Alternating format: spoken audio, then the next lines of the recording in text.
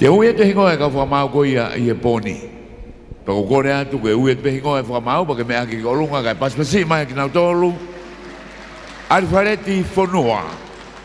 Ko e punake, o visa maulunga e pot ngau e koko sea i a komiti. Mo paspasi mai ari whareti whanua.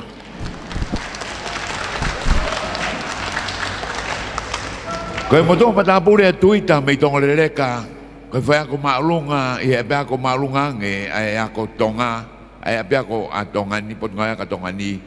Mo paspasi mai a Powanga.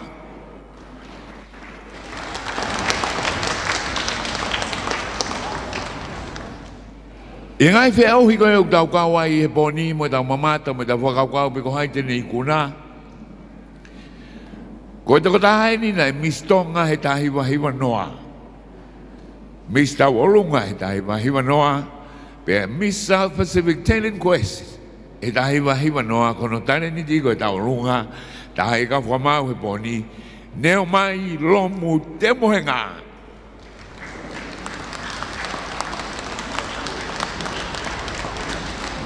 O koe mo e kau atita. O fōu ka motoro e kau atita he whahauka te programa koe ni. O koe kai koe pānga pe whamau i. O whamau i mai maka koe ni e kau whamau. Koe koe ko atita ni e ua koe ofisa tak mamata pule ia. Me bot ngau e koe ia ai tak mamata. Unga te palu. Kata ko ngatea mea ki kolonge nau mea mai ka koe malo apito. Mo paspasi mai ke le rahi. Malo, mari e. Bebe a tonga masani ia. Wafe tafido. Koe atita taha. Koe ofisa tak mamata mo ia me bot ngau e tak mamata. Mo tatalele mai.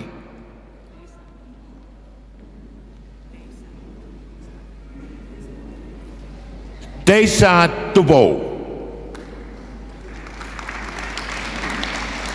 Holo be moa ai mea ek whalang langi mo e tanda eki minista e pot ngā we. Ko uhinga be matanga e kuhanga whahengoa atu mo talat ke mo mea mai ka nau tolu. Ka keke o whamau mo nau tolu. Koe ke kaua e motu e koe ni. Malo be kutau whitau laki. Whamalo e be whoki ki e stream live koe a oe poni. Ki a Paula Latu be whoki walwhiti poni mai whema. Ka e maha whoki ai komson fo mafola le Tonga le Tonga ulu aki tau vai vai I Tonga ni na tolu kai na ula mai pe pe po ki muri na ngai le do fenga aki ka ma ngai television mo ngalo pe tadale motor ki muri pe ang mai na mo ye holo kun salote e ko poni ko programa ko ia poni te tau kamata ke tau lunga junior tau lunga preteen tau lunga teen. Pe ai ki fo I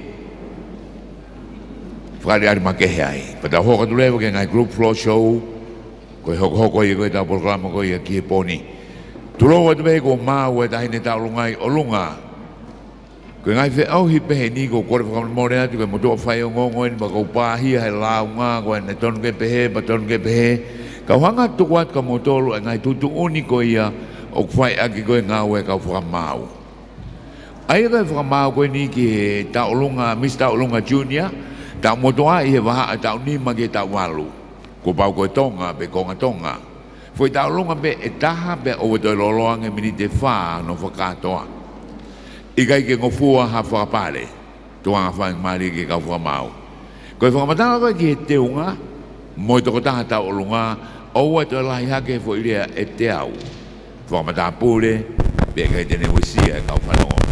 Ko pau ke o mai whakataha e resista mo I te tau e toi tau e au whangatuk pe ai tutu uni e kau whakamau koe uhinga I na uhanga whawhiloa kati ki nau tolu koe ngai uhinga koe ni kuna uhanga o whamau I ki nau tolu ai Miss Taulunga Junior koe poto I whaiwa ngai te vito I haka whakatonga tuha e wholahaka pe mo e taanga mo e matamata lelei ai taulalo mo e matamata lelei ai sino koe hoko koe ke wawini, hoi mai kainga. Koe tau olunga whika uluaki. Mou paspasi mai a makareta ke aloha e walata I sene e te aki.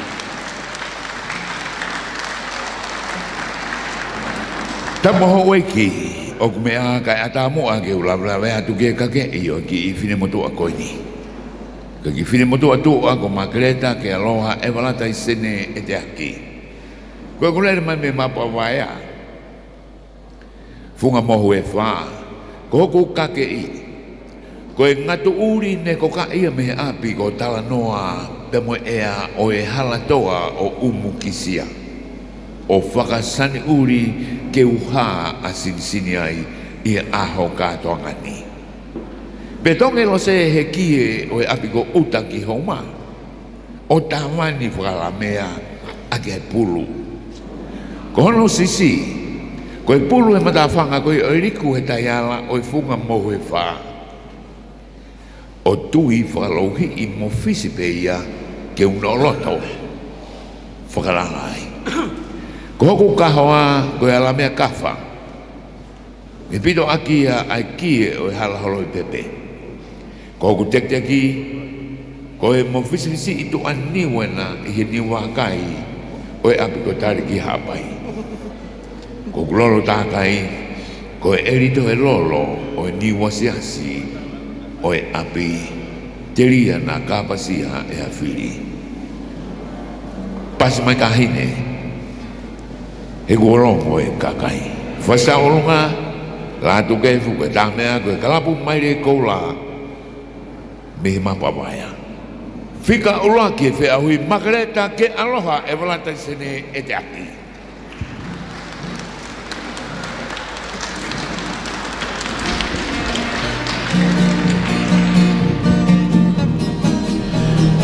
Hange goyat.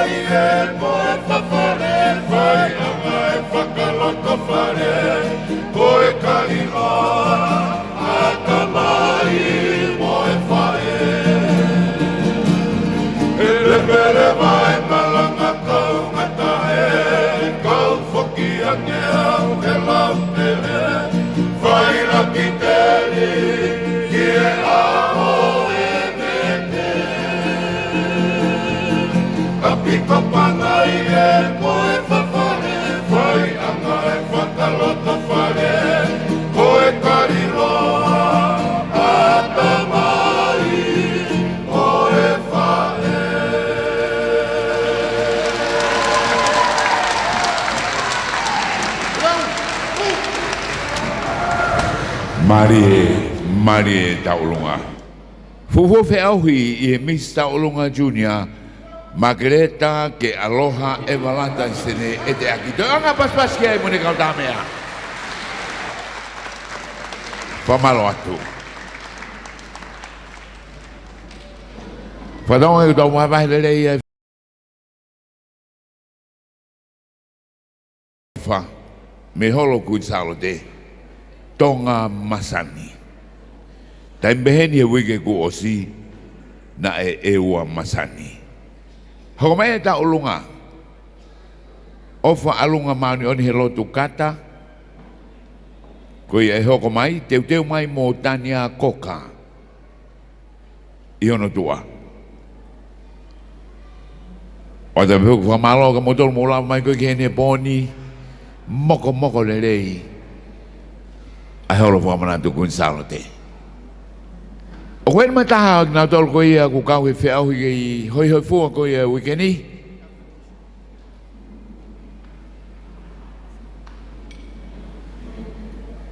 Pe koe heni pa mo e Miss Heilala lolo Tonga koe ia I he taimini. Mo kata ki o pasmasi mai koe ni kume e mohe. Mea lelei mau be ai ta honga toko ni ia kina dolo nau aluhake koe ia mei lalo. Whangalo mau be ia tau dolo tau mao e whainga maari e ke tau bobo I kina dolo. Ko lame e ngai whae toko lahi heni ma ngai teu.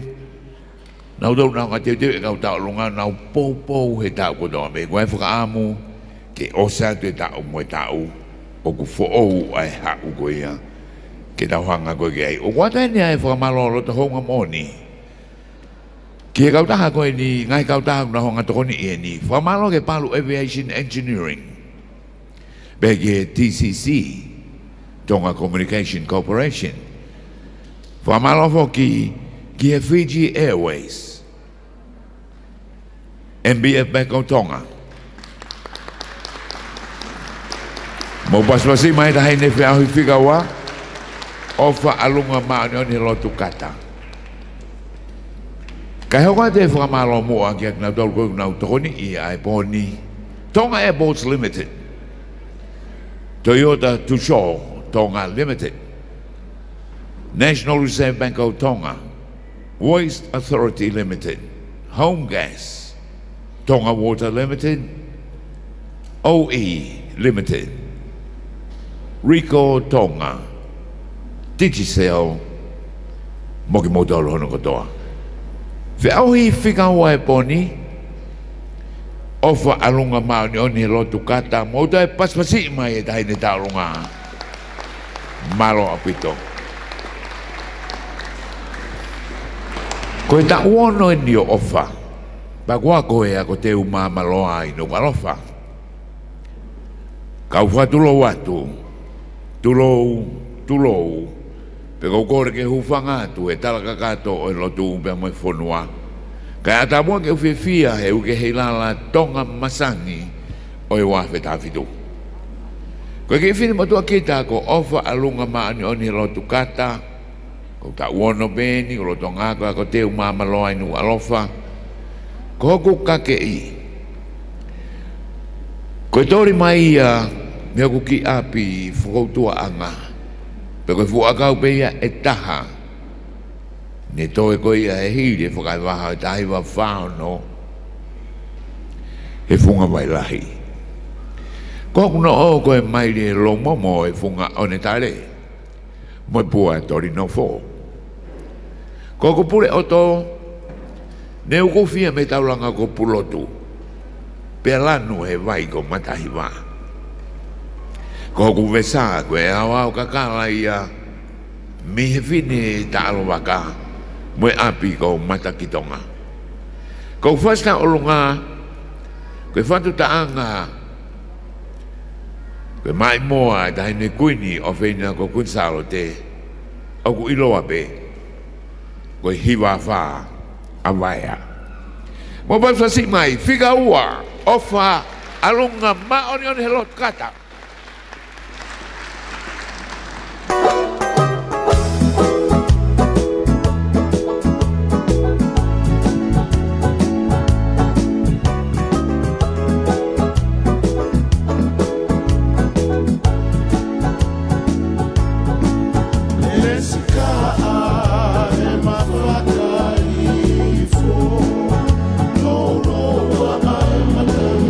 Aia ko e whikaua ko kieni o e taualonga junior ko ofa alunga ma oni he lotu kata. Ngai ko ia nai toki whamalala tu MC George Lovaka ai pui tu agoia o e o ofa alunga ma oni he lotu he kata ka te foki ki no kake i pea hoko ke no whamau I koia o e ngā hei tau o runga. Toi whakaongo atu ai a ko e pōto I whaiwa, ngā hei te whito I haka whakatonga. Tuha e whola haka pia mo e taanga, pe ke matamata lelei, tau lalo, pe mo matamata lelei I koia ai sino. Ai a ko e taulunga whikaua eni I he taulunga junior, ofa alunga ma oni he lotu kata tau wono. Whawhi walanglangi koia o e whiawhini ko e Eik Minister ki he ako pia mo e ako ngāwe Honorable Pensimani Ebenisa Fifi. E puinsalo. Kamata koe ni ai katoa.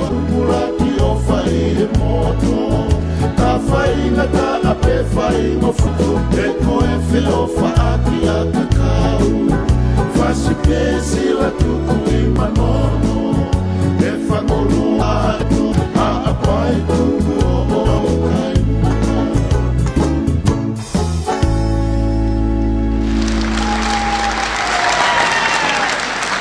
Se onua ofa alunga ma oni he lotu kata. Whamalo atu. Tahoka ke he tōtaha o ku whika tolu. Teu mai a Eleanor Leora tau fui ko Tania Koka o kuhoko. Ko Tania Koka mi mauwhanga mo la paha kono tau aloeni kone mātua ko e ka koka pia mo tuilolo koka. Ako he ex-community school o Atenisi. Ko e kakala koe hoku teunga. O kutui he ngatu uri me ngau e hiapo e kwhai tangata ko pauri talia uri me mo api uta ko i lapaha na e muspe ni o whakapaha bea opo e ku family. Ko e otolo aki ko e helo pilo lewu. O tuua tolu mo e wha ko e whakautusia o kutui fia mo e nuswhai fio mo e whakamata moana ko e awao kakala e ku whangawhae. Ko hoku noo o ku whaka ingo aki a ngā hei kakala hingoa o e paki mo e toi. Ko hoku kahawa, ko e Heilala nai tori mi patapata o la paha, Moimoi re me api, ko aho whakasiu mi mawhanga. Ko hoku pure o tongo, huku fia me whanga ko tapu kalanga. Ko hoku tekteki ko e kakala tapu o whanua motu, ko e wha o ne lua mo mau api o ne lua, mo e Heilala ho mau api uta ko puna. Ko hoku wesa, mo e kotonga hoku te ngā, na e tui he whangawha e me api ko wheloa ki misi me la paha. Ko langtau o lunga, ko e mai moa kunsalo te, ko e hala ko papa. Mo taltari mai mua, Tania Koka!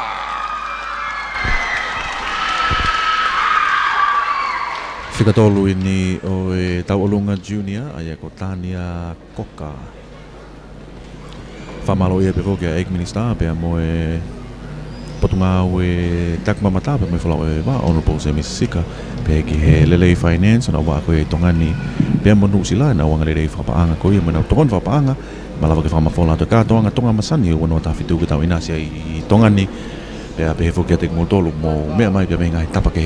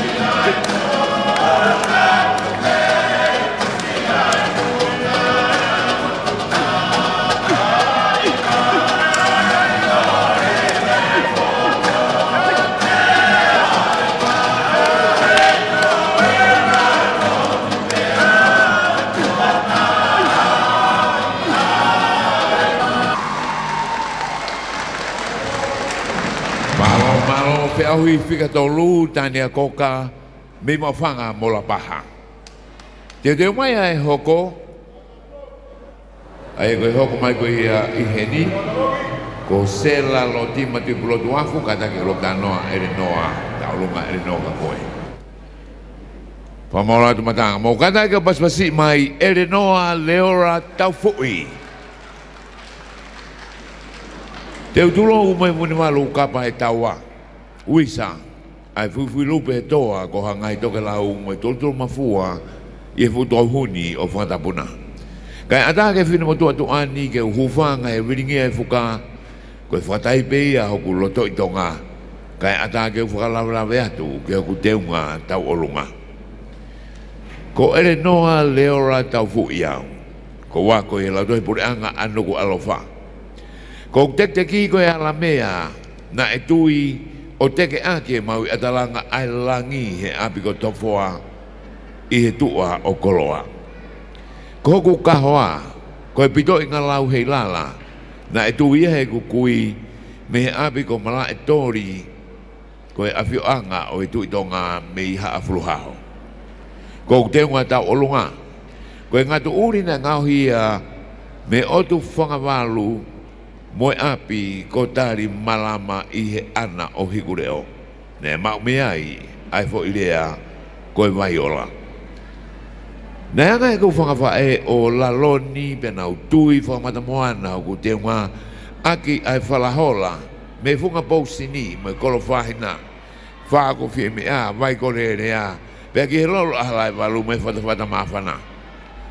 Ko ku wesa ni maa moe wae ko e maire lo Moimoi me he api ko pulotu ae na e tui e tahine ko fuilo oa o ne turi hopo aki i he mai ko tofoa.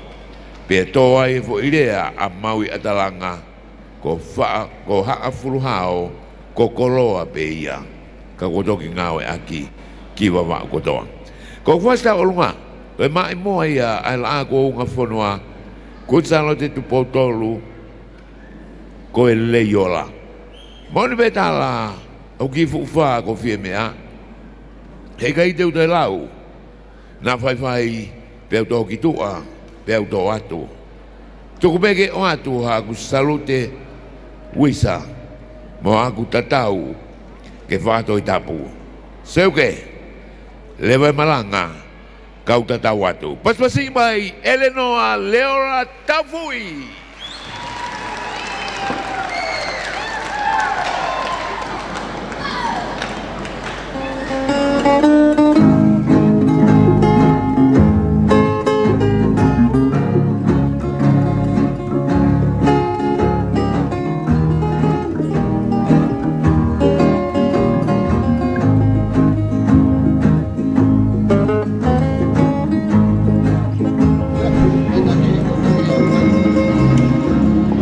He whunga Stacey i he taimini ko Eleanor Leora Taufuki ai a ko e taunga whikwhae ni i he taunga junior. E mono langi taunga ko e leiola. Tofa ke mamaki I kumi ai kala Ki e vai kauaki Tau whape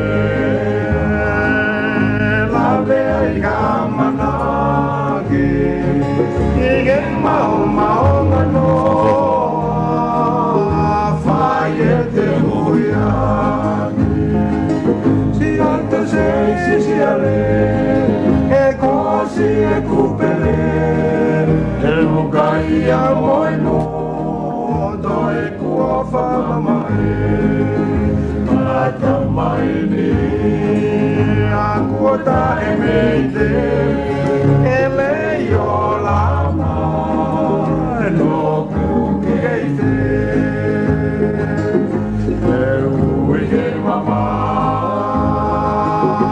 Ave ke ngaluea Kai ke ulama Ke aki si alea Kano ai mea I kai tau a mea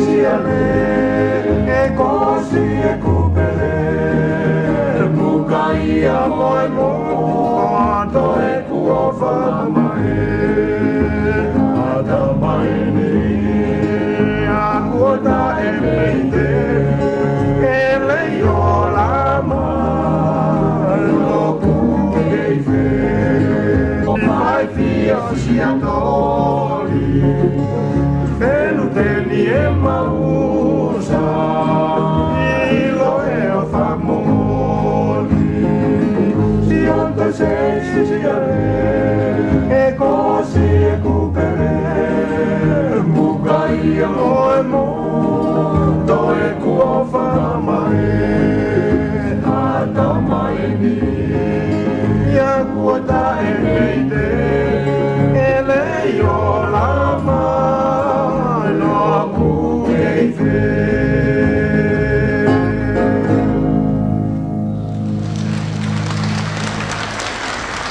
Ere noa leora tau fui. Motu'apuaka mai. Hoko maheni, a sela lo tima Tupouto'a, teu mai a kaili le fai hono tua. Ko whika nima ko sela lo tima Tupouto'a.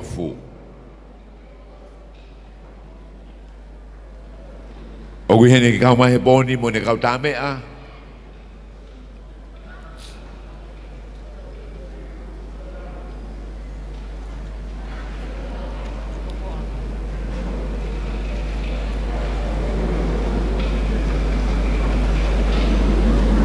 Kata ke matanga mo pasasi mai koe fofo anga ni.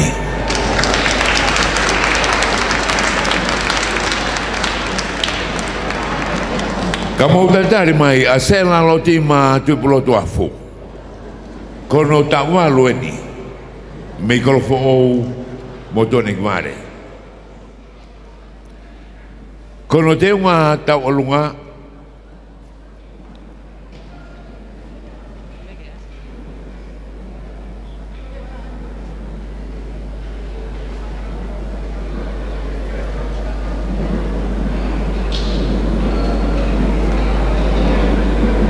Sela lo tima Tupouto'a. Kono te unga taulunga ko te unga fetaki. Kono tekteki fetaki. Ko kahoa fetaki.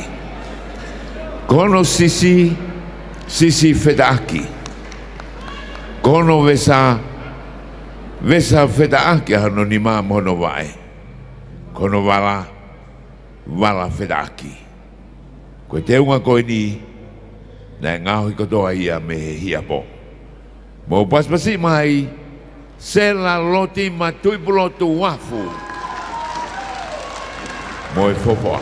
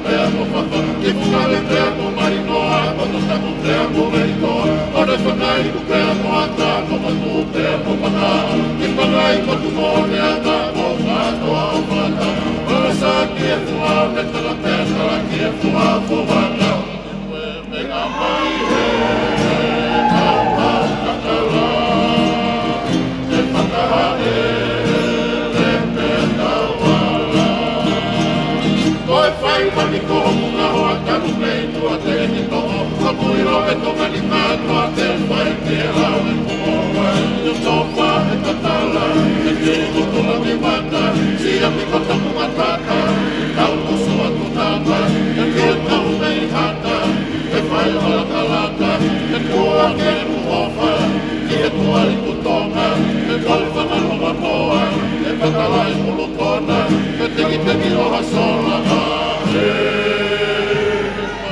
I te kau ki honoa ka nofo a whawhine whai kāna o ono whai waka tangi mama o mata ke te kāna noa mo whana matala ai o matala e mamo mata o si o noa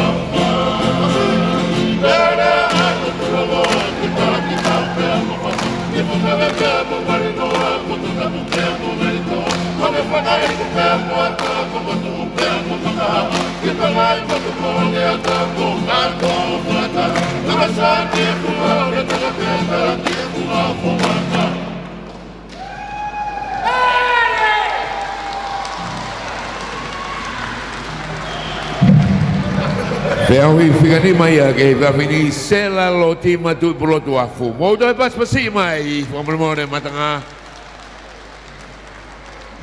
Whiga whakaosi. Whiga whakaosi ko ia ki Feahui ai Taurunga Junior, Kaili Leilani Naomi Tupouto'a le whai. Te reo mai e Feahui hoko ko Taurunga ai preteen.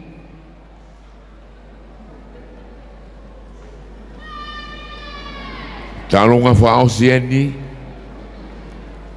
I e Feahui ko ia e grupu junior. Nau tolu ko me tau nima ki tau walu. Kei tatara lea beg modoro modo ki au mai ko e holo whamanat Gonzalo te. Tonga masani. Kawenga e katonga Heilala wano tawhito.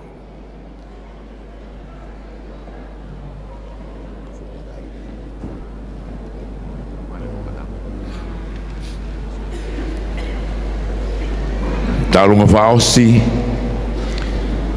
e junior. Kone kau tā mea ani. Ko Kaili Leilani Naomi Lefai ko ne lava mai me Okalani, California me Amerika. Kono te unga, ko te unga kakala o kutuia ki e Tonga. Ko e lalanga ne whanga kui me maka ko whire unga. Kono tek te ki, o kutuia kia e paongo na e tōria me he toa hola. Kono ka hoa, ko e pito ngā lau, na e tōria me fu Heilala i e whunga afo e te au. Kono te unga ko e ngahi kakala hingoa, o tu iai e whamata moana. Pepe voki ki e whakawai ni aku.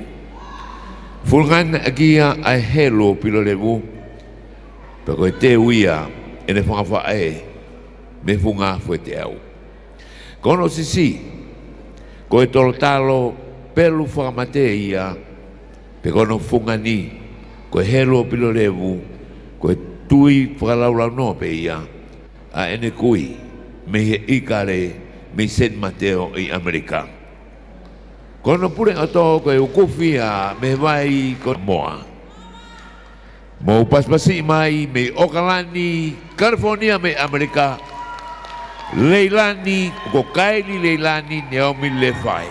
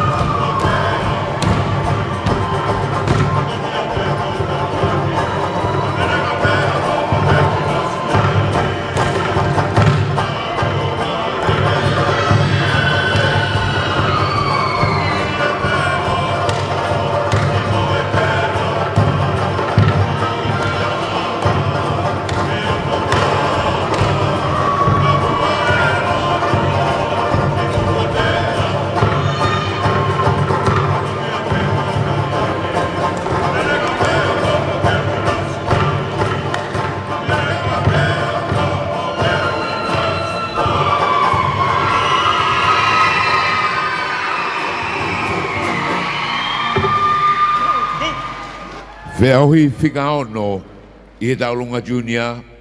Mauto e paspasi mai Kaili Leilani Naomi Tupouto'a le whai. Mei Okalani, California. Talerea tina tolu na ula mai me muri. Koe la mai a e ula konga koe tau whiahui poni. Taulunga junior, hoko atu ki he taulunga preteen. Kai ki monge ata whakamalo ko ia ki a nau tolu nau tokoni o no sponsor ko ia e programa e poni. O ate ki whanongonongo whawawave koe ni. Ko whataonga pe kuongo atu ki mui e ni. Ko tae ka hoa o ta mai ki o ta olunga, ta hine o ta olunga e whiauhi koe ni. Ko ne mate pe mama ne nai pe puri me mui. Kata ke kau security o whasio atu. Ko ka hoa Heilala whawa e pipitongi e ni. Ko mate pe mama ane nai. Mini tahani mai me ai. Ko to ore vai mui. Ai kofu prestiki. Ko kofu lo si o wiloto ai ka hoa koe ni. Mo kata ke o whie mau he tahini o whiauhi koe ni. I he preteen ai ka hoa koe ia. Ofa mai tau whie mua ke ai ki ngari ko tonga masahani ni he poni. Teu tau mai mua me he taulunga preteen. Ai ko fisi piula et aki tene kamata. Kau tau fua malo he ni ke kau sponsor kau na honga o mai ai tau programa ko he poni. Palu Aviation Engineering. Home Gas Limited, Tonga Water Limited, OE Limited, Waste Authority, Ports Authority Tonga, Toyota Tusho Tonga Limited, TCC, Tonga Communication Company, Rico Tonga, MBF Bank of Tonga, National Reserve Bank of Tonga, Fiji Airways, Tonga Airbus Limited, Moimoi TTCL.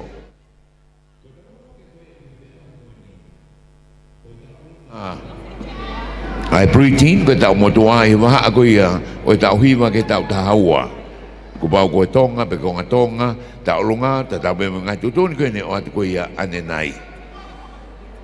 Tena hanga siwi ia ni i ngai me tau be ko ia ai ko e poto i whaiwa, ngā hi te fito i haka whakatonga, tuha e wholahaka bea mo e taanga. Matamata lelei ai tau lalo bea mo e matamata lelei ko ia o sino. Mau tadari mai moa a fisi i piula e te aki. Tapu mo e whaafe whalanglangi o kumea. Ka whauka tu moa ke ulawe atu ke kifine Motu'apuaka. Ko a fisi i piula e te aki.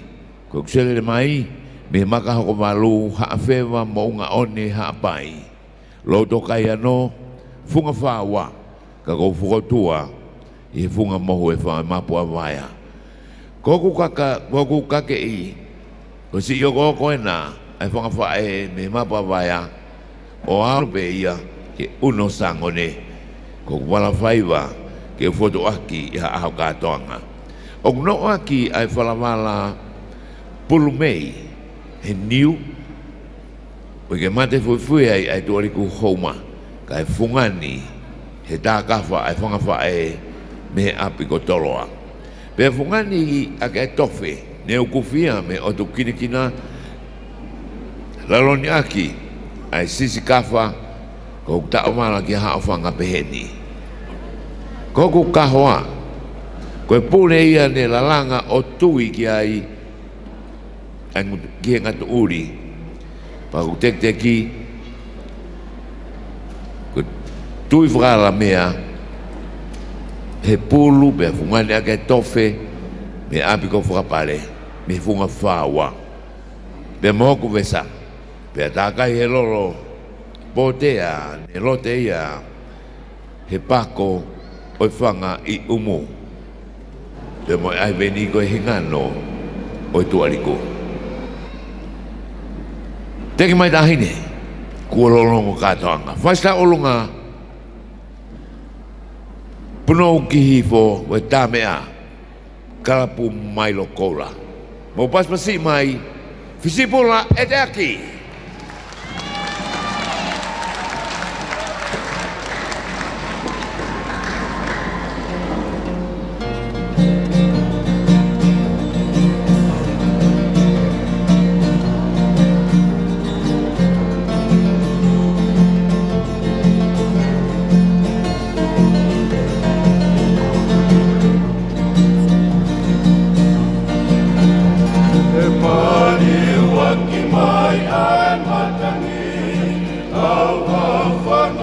ke pongi Kalo e tau whakua te ake mai Olo mai ho te kai o sisi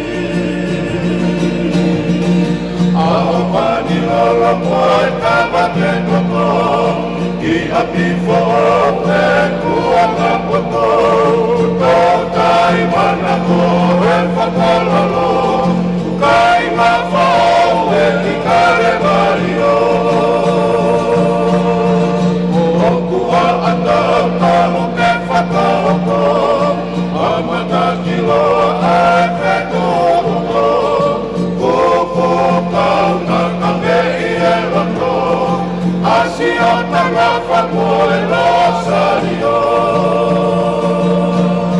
E kukulau me atari a sisi o tonga Kahari wa whinu a koe na moa Ko whanau tama e whae whika Ulu a ki tama e lolo a la pasita E si o wana i ka utaha Ko ke ni mila me a ki ki moa Pule anga fisi mun pule anga tonga Kau pau i te totonu e haatangata Iki te niti ai whananga Whakatau mu a koe whaki ki wama Arofi moe a o whakaofa ofa Koe whaunga ia o e tai a konia Ie o tahanga e koe alunga Koe Paula koe hotalotonga Koe whia i toi konge whakawhawhanga Langa i he awha hoko koe pureanga Iki te niti ae whananga Whakatau mu a koe whoki ki longa Alofi moe a o whakaofa ofa Koe whaunga ia o e tai a konia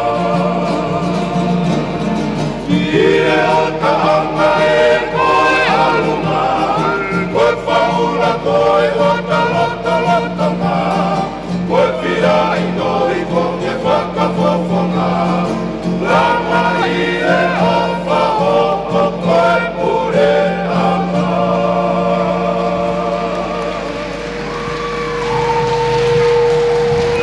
Whigaroaki i e Britain ko Fisipiula e te aki.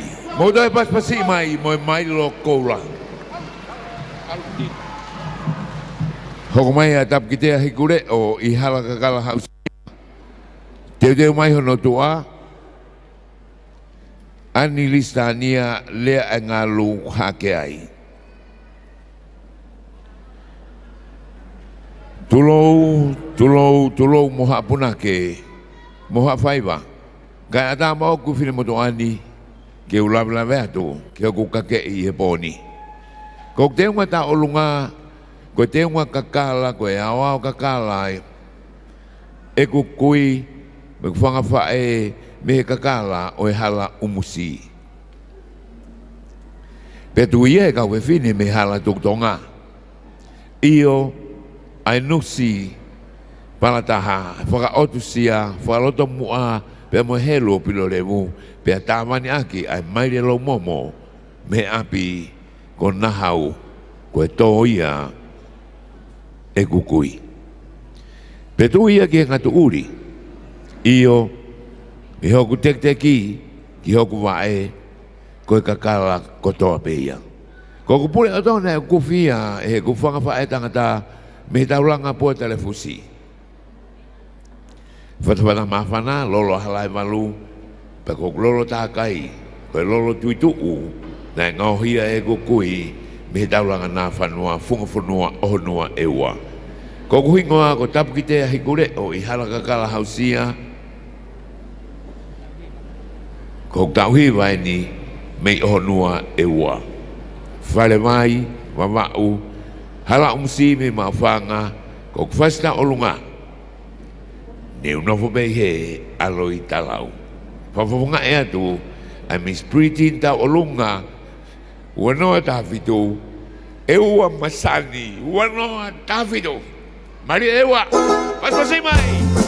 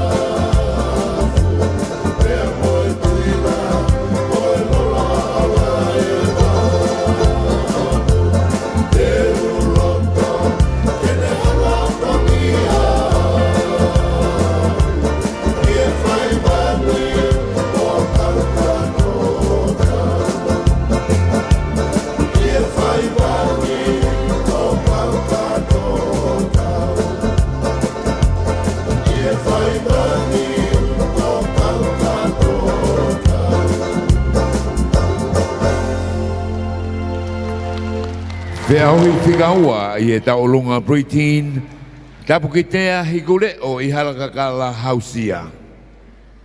Me funga funua, me ewa.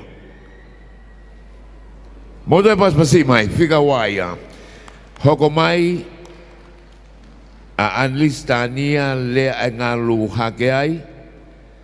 Teu mai, a area Mariata, kokshine tu I halangingie.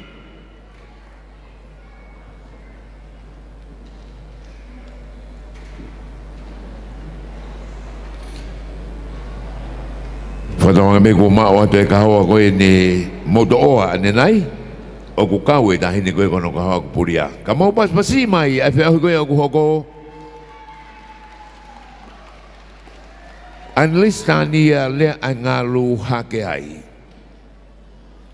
Tapu ki la hopo o e ono I kuonga. Tapu ki hau eiki Muhammad Apule. Tapu make ke whaafe whalanglangi. Tapu ke kau whamau e poni. Peke ngahi to unga kotoa o whakatapua. Whakaturo watu. Kaya taha ke ulawe atu ke te unga tau olunga. O anlistania lea e ngalu hake ai. Kono te unga no o teki mono vesa ko feta aki ko toa. Na e mus me api ko seini woka o ngahui ne whanga whae. Be tāke ai moi kupes whakatonga ko kalou. Be whanga aki ai manlua ko kupes iloa o ngā tutahina. Be a whono aki ai fua ilopa mo e siare mohe o api ko kupolu ko ngā kau iloa ia i tongani. Kono pune o tō, na e ukufia e ne whangawhae tangata me whanga ko ofala tō, me vai ko toko mea. Kono whasi, e tau olunga ki ai, koe mai moa la ago ngā whonua kunsalote, e tā e te kauhiwa, kalapu leo to fuenga me to fuenga, koe rea e fuiwa. Anlistania lea angalu, hake ai!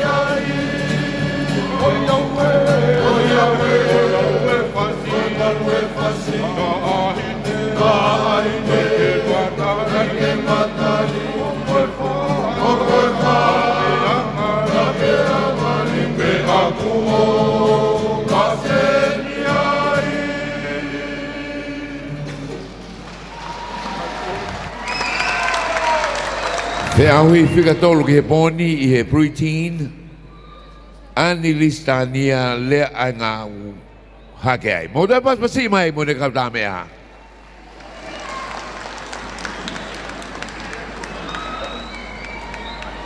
Te tau hoko ki a area Mariata, Kosti Kane tu I halangingie, teu deu mai hono tua, Maria Mailangi.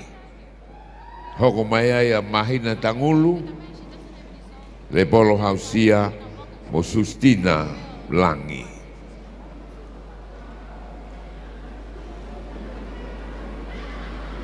Tata lelet ke mo tole boni, po fie boni. Fia hui ko ia whanau i Heilala Festival ko e tau mo e tau ni Tonga Masani wanoa Tāwhido.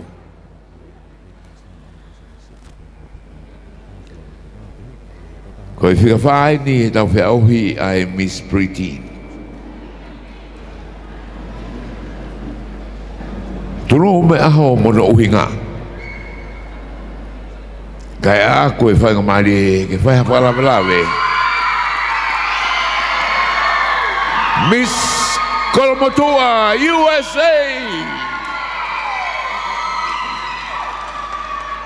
Area Mariata tu halangingio. Me api ko fale tuloto. Sia ko me ngo me lo to Motu'apuaka. Ko ni lata fonua I kale. Ai halava Kapakola, San Francisco, Silicon Valley, me loto San Jose I California. Teki.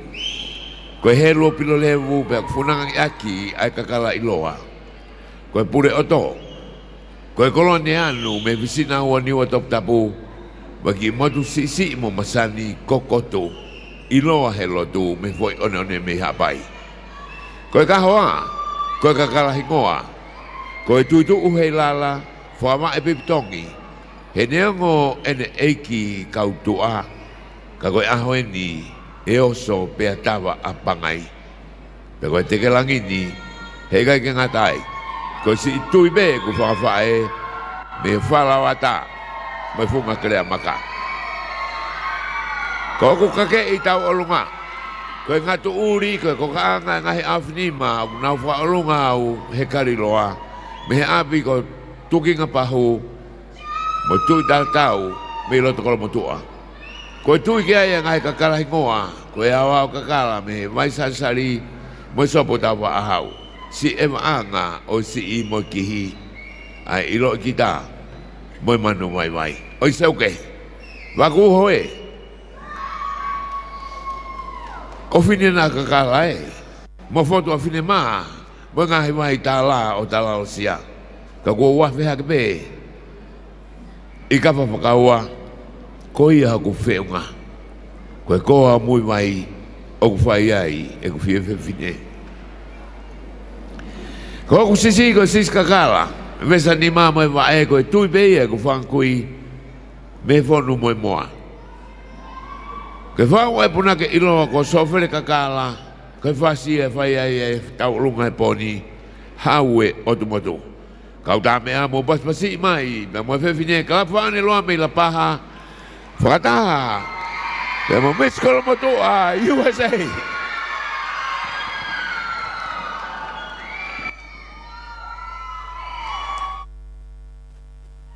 funga stesi e na mini ko e te auhi whikawhai area Mariata Prostican.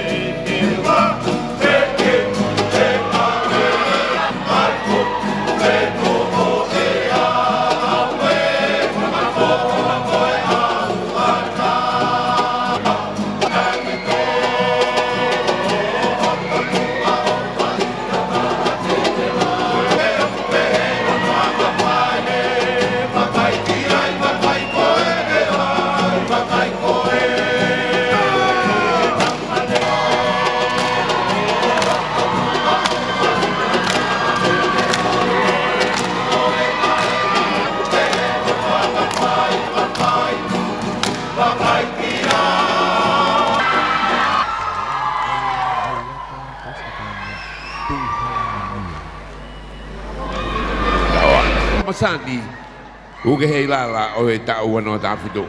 Ale polo hausia. Ko Maria aso peteu nga o fine motuani. Koa me fere atoa me vavaru feta. O anche si me hihifo I hapai. Mai fai glaciono. So pesio.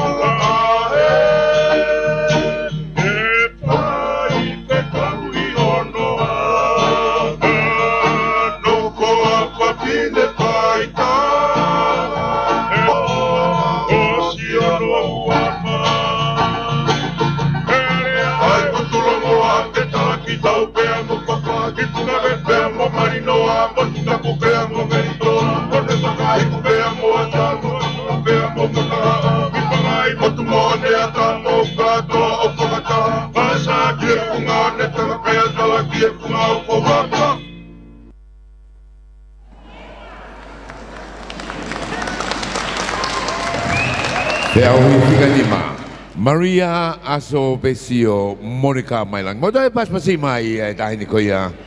If I everything Maria. Tulo mo hafanga. Kaya ta mo ke ula bla tu ke ka ke I o ki fine mo tuani. Ngalupe mo funga onetare. Ko ka ke I ko ngatu uri. Ko ka ia me funga ngalu kilo.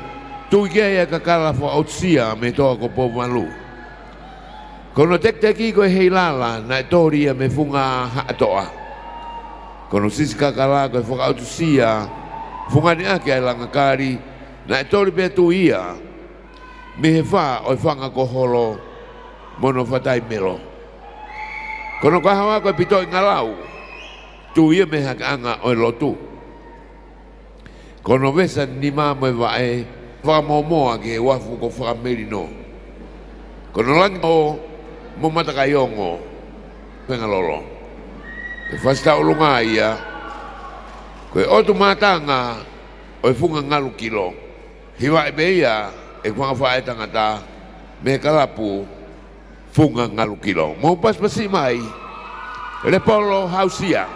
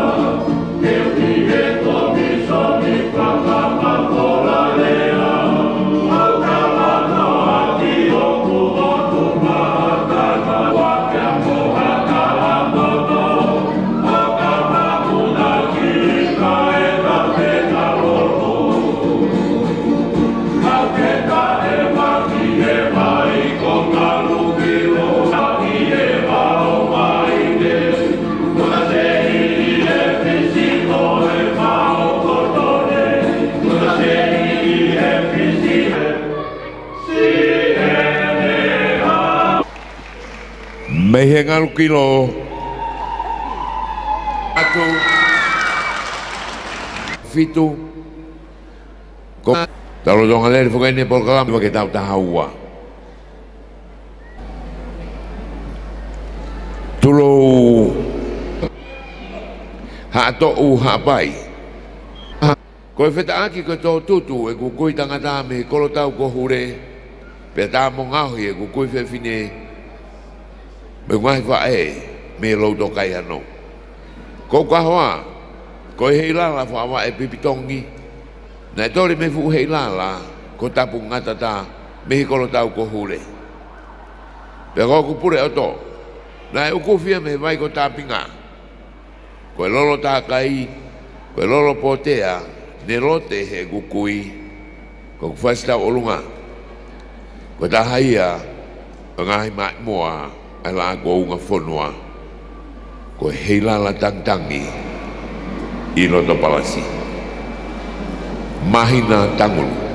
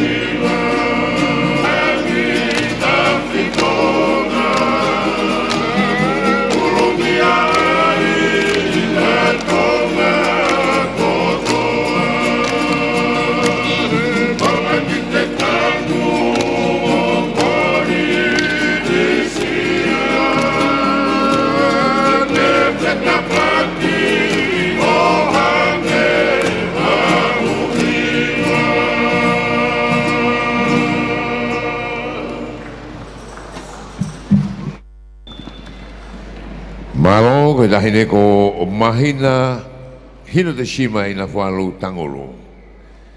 Mo te pasima mo ne kata mea, ka mai ko fe ko ia o boni Tonga masani. Heilala festival wano tapitu. Fe auhi whakaosi. Kita olonga protein ko sustina fe wani aki langi. Whakatulo watu ko me tala whatunga whanua.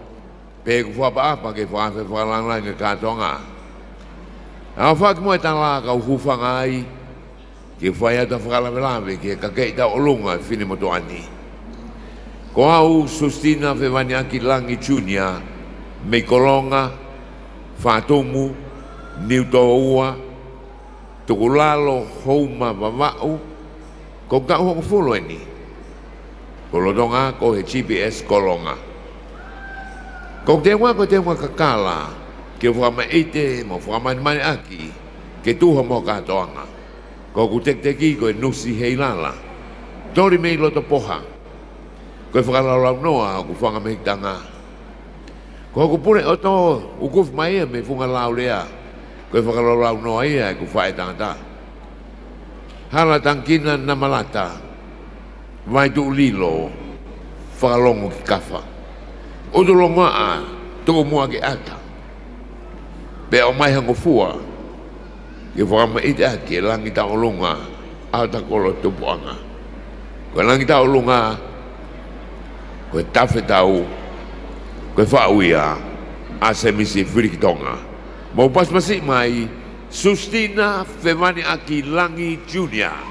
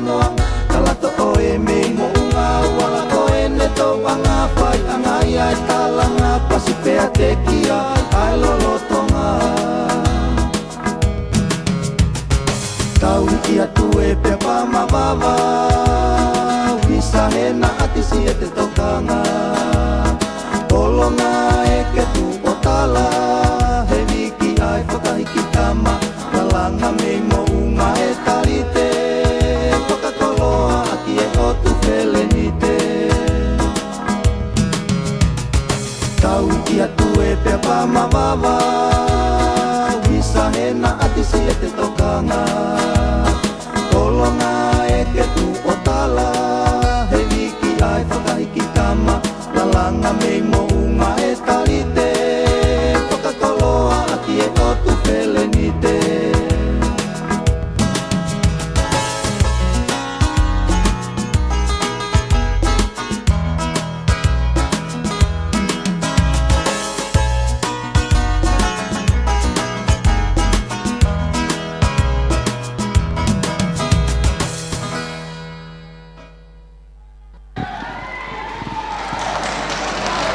Te au whao si me he protein, sustina, whemane aki langi. Moto e paspasi mai. Ka wai e kong hono e tau whau tau lunga koe ke poni, konga whao si koe tau lunga koe ia ai teen. Koe tutoni ke tau lunga teen, koe tau motoa he waha koe ia tau hiwa, ke tau taha ua. Whamone more. Koe taha tolu ki taha ono. Taha tolu ki taha ono. Poto i whaiwa, ngai te vito i haka whakatonga, tuha e whola haka pe mo i taanga, matamata lelei, tau la lomo, matamata lelei ai sino. Ko ngai ka whamau. Ka tau hanga tai mini ki he taulunga ko ia, o he taulunga tiin, tu tuli pe tau polkalama, tadari ati ki motolu, mo mea me ngalu ea, whamalo a pe foki, ki he Livestream ko lele tai mini, me foki malfitu poini mai whema, whamalo ki he leito tonga ulu aki, tau whetau laka i mo tonga koto he poni, i he kātoanga Heilala, wana tau whitu tonga masani.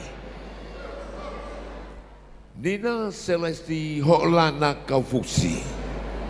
Taini taulunga ia, i he taulunga tiin. Mau paspasi mai. Turo mai muka Heilala tumaki o ongo kaho o e kuonga koula. Kai atake whakai fuefu i ono pātola ke mai moa, koe naunau e whaiwa taulunga pe whini tonga. Koe whatu fungani, i funga kariloa. Isa, ko hai au ke toke e umata. O ko nau tolo e funga waka, ngai kakala hingoa, kai atange moa, ke la fola Latu a haku funga. Ko ku teteki, ko e kakala iloa, ko e helu o pilo revu. O ku whakatai peia ke mo ui anga nofo, ko e tumutumu ia o mo ui o e whewhinei tonga. Ko ku pure o to, ko e mo ui whaapa. Ko hoku kahoa, ko e Heilala whawa e pipitongi, o kune whawhawunga i hanga whakatoki lalo, mo e manawa o wha. Ko hoku vesa, ko e whakaotsia, o kune langaki a e ongo, ai piki hama ka e vai manawa. Ko hoku nolo to, ko e sis kakala, tui fio ai ngai kakala keke he. Whamanat mabege te au, ai whaito tonu, e ku tau hiwa. Ko kulolo tākai, ko lau mo nia o mo ui whi e whawhani, mo e whi nasa aki. Wisa, na ko te tāla kulaku, ka ko eri toeni, hau ku teunga whaiwa, pe ko kulau ka wanga ia, ai nau e ka wei koula. Se oke. Ko ngai au ia, ne whatu me api ko na ki fualu. Ko nasi anga o e hau, ka houa mo mai kopuna. Ka fefe foi one. Funga mohu e wha, funga nauku, api ko matoto i taulanga, whakahawiringa, mo otu motu lalo. Pe koku wha maunga, ne tāwania me kolo whala hola. Afu hawango, me mai api ko ala helu pe motofoa. Pe ko oua ke hou e tua koloa, aua. O ku tapa pe au ngai ongo ia ki tonga kotoa. Fasta olunga, koe fui kula, kau tā mea, fofo anga. Te urepa me matapā ko na kau, me matapā ki pulo tu, o whakangoatu, ia o whakau. Tua o whatu, Miss Art of Taolunga, USA, San Francisco, California, Nina Celeste Holana Kavusi.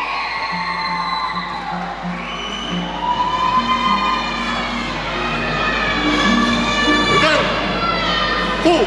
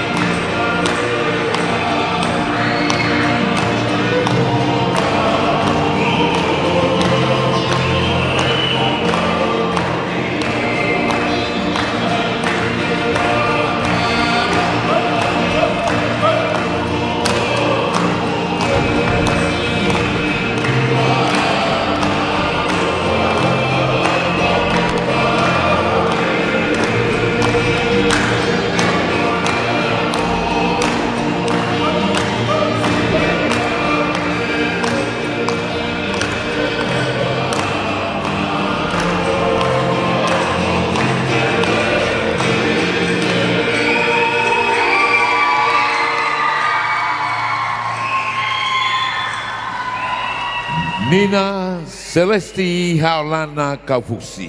Misala futa ulunga USA. Mauta paspasi mai matanga famalmore. Mone kau dame ako yung kau mai poni. Mari tau lunga favo no teu.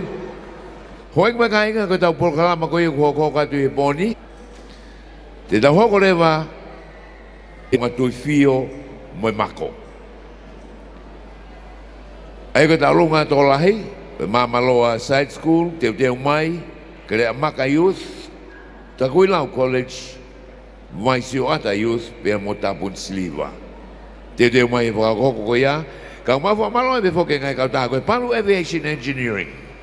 Pege TCC. Tonga Communication Corporation, be mo Fiji Airways. Ngai ka ta hai no toni tau bota mai ko ya, ke ve au ko ni. Famalo ke MBF Beko Tonga. Tonga Airports Limited. Real Tonga. Pero ke famalo ko ya ke National Reserve Bank of Tonga. Waste Authority Limited. Home Gas Limited. Tonga Water Limited. OE Limited. Rico Tonga. Digicel. Mogimodol ko to ko ya ulama kene poni. Famalot kag modolo. Holobe mo pafalang lang ihobea bebe ki holobe matanga. Kay baka ko te programa ko tahay nga hi item makehe. Mga tuk mai ko ya he fini tau fifi tau ka tahay ne poni. Mo Miss Heilala oi tai mini. Tinang ko ata ni ki fali aribe. Mo kata ka pas pasi mai Laura Lauti, Peku Iloa, Miss Heilala.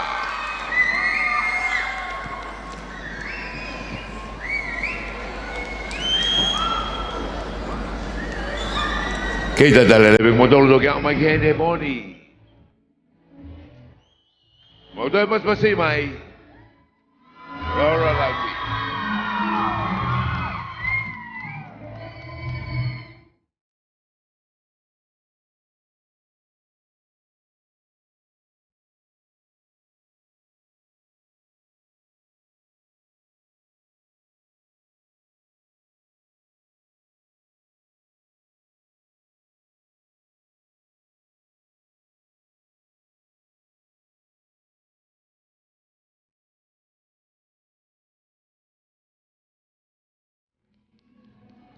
Bobas masih mai itu final point 5 by Australia.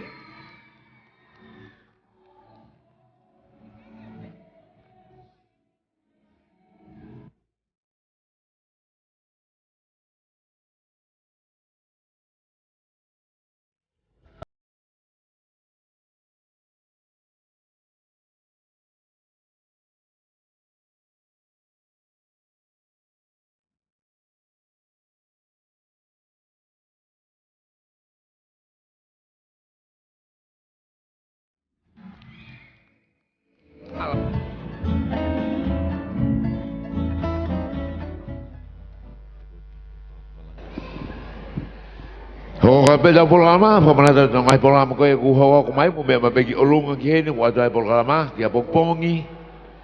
Wa ko ay ni ay programa ko ni. Ka ko poni, tita ho ko ni ngai Floorshow ay ko fa ko ko. Ta ko mata ko ta ulungan to lahi. Mamaloa Side School, kele amaka youth, Takuilau College. Mai sio ada youth pe Motu'apuaka. Ke mama bigo ta pagi kata ke hoko ko ya osmos ma ko do beni. Fifi matanga he poni na wongo ina mini na masal ni mona dolu. Heilala festival program mono ta fitu. Tanar vivi at modol. Famalo po ke ko le jo, wal fit poni ni mama le jo tonga ulogi fo hoko ki to nga tonga ni be mo murina. Pe famalo ke ta DJ Henny. Pe po ki famalo ko ya. Ke Paula Latu, Livestream at koe ki muri. Ada programa ko ye poni. Ko nga hano hoko. Ko nga tolu me, taulu nga tolahi, taulu nga tui fio, me mako.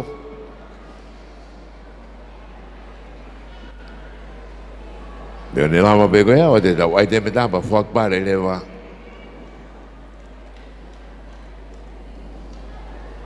Kada ki koe ulak whi au hi.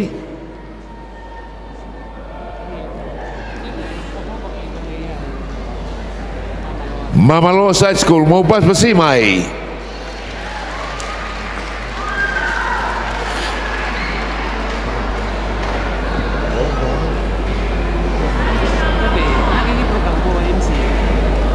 Kita rundu.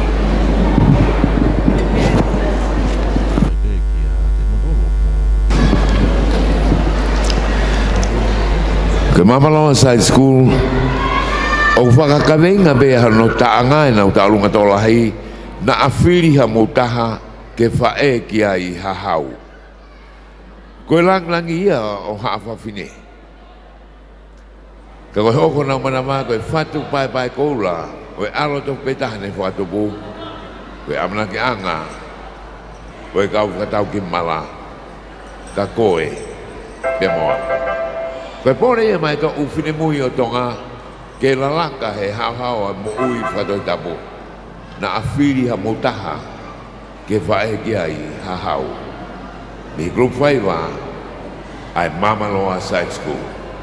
Mota pas pasi mai, rot whi auhi i ponia i Floorshow. Mamaloa.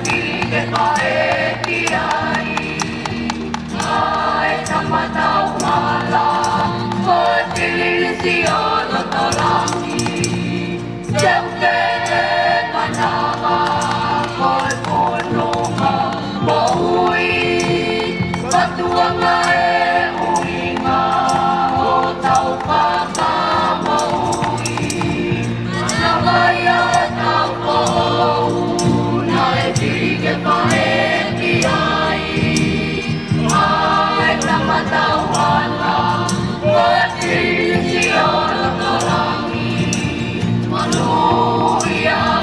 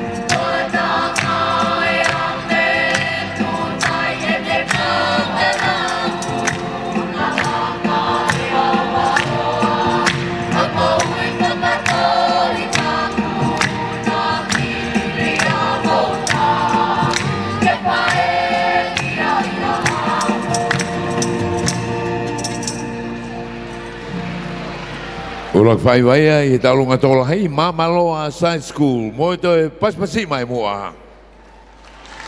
Mamalo atu.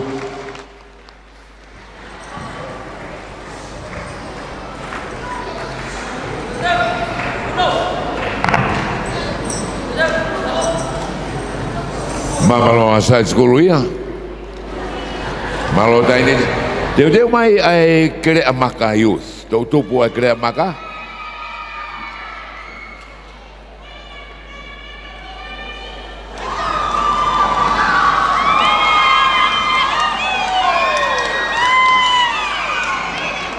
Talunga tokolahi e krea maka.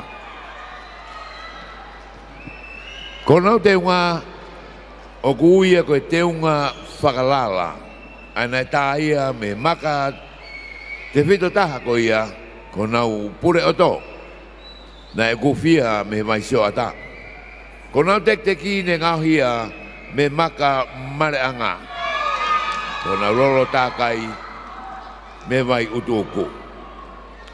Koe tamu kai ne ua, e vai patongia ki kurupu koe ni, i ngai awa meiri e wafu wuna, ano tautari ko ia, kau whulau e ma, e nau ahia mai. Au tau ki whunua ko Tonga.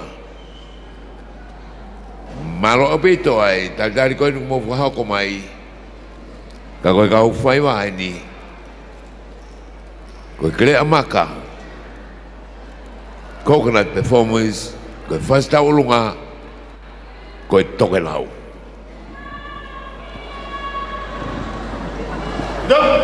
Fu!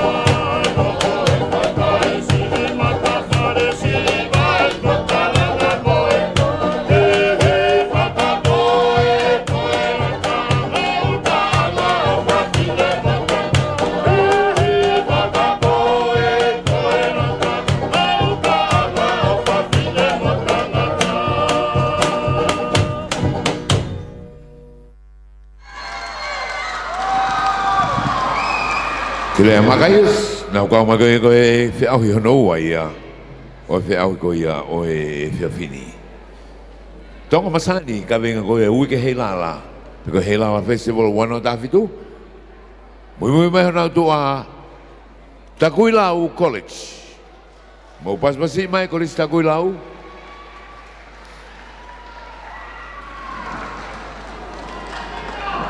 Whiau hi hono tolu. I Floorshow groups ko ia.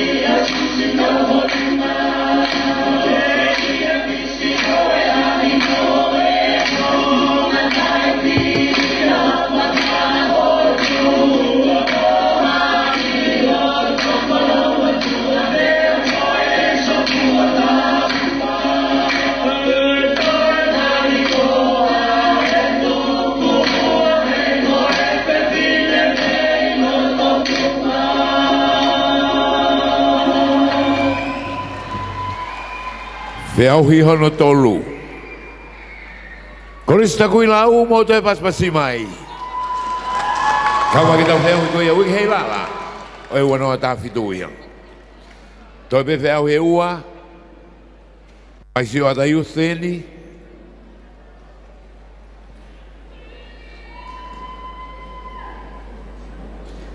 Hilieni me hoko ati ke taulunga tui fio, kata ke mamaloa side school, mwe kelea maka youth, o teu mai kiai, o sieni toi taulunga taha. Mo kata ke paspasi mai, taldale mai sio ata youth.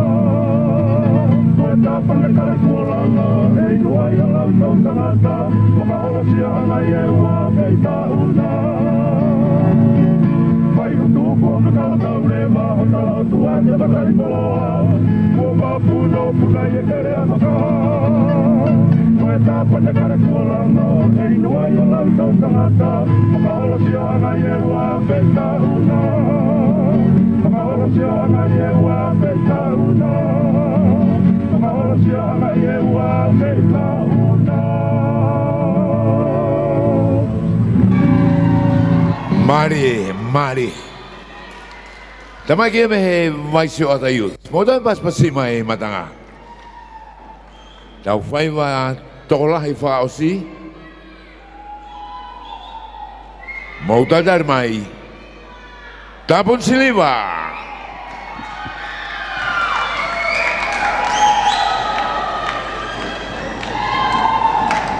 From our before the Fiji Airways, Paula Aviation Engineering.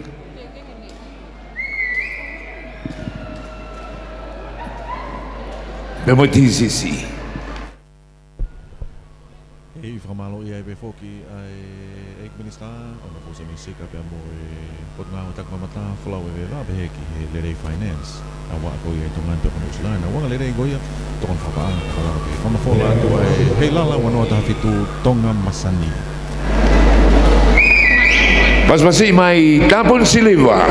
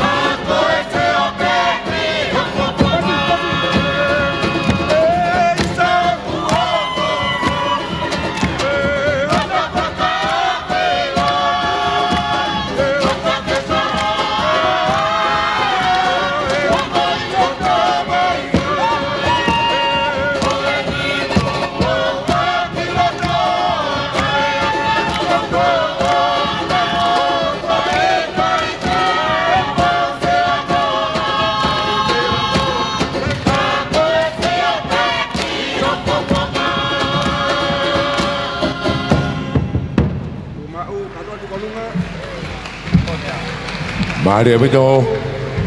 Kau fai wa tapun siliwa. Te o whakao si taulunga tolahi. Moto pas mai. Pamalo te whake Real Tonga. Palu Aviation Engineering. TCC. Fiji Airways. Bege MBF Tonga. National Reserve Bank of Tonga. Toyota Chusho Tonga Limited. Ports Authority Tonga. Home West. West Authority. OE. Rico Tonga Loa Side School. Ne whatu pēia whakawenga. Koe hua whapēia mau whiki hake. Koe hua whaikuna. Fuka Tonga ni. Ka koe whaiwa. Mama Loa Side School. Mai whaiwa tui whio mo pas pasi mai.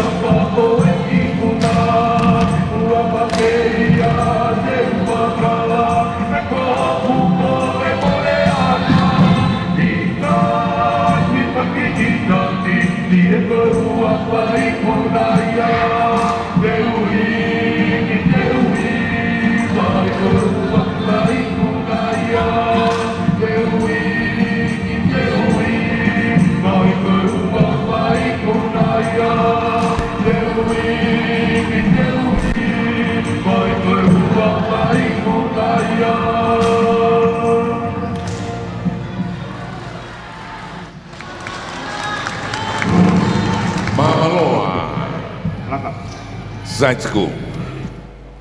Mana whai watui whio. Hoko maheni. Kile amaka youth. Whamalo ati ke matanga malo mula mai poni. Holo me mua mea he whalang langi ka. Hoko at pe. Ngai vea hui koe poni.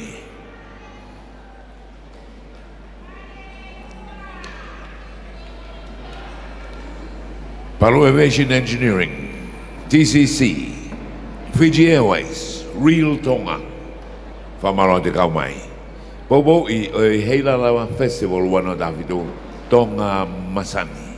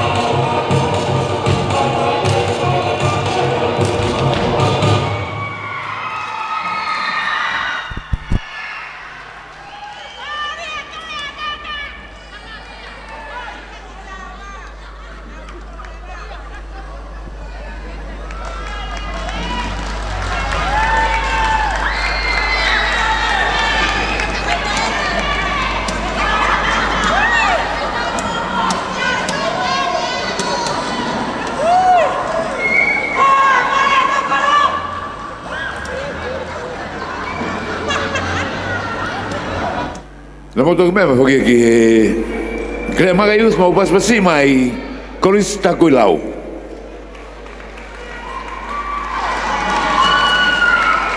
Komo be matanga ki fomana to atueni ata be ho fia kage ngata be pe tugo kwa ngata I fomo more. Tau fia lele be ba age masani. Mari. Chris Tagulau, taulunga tu fio.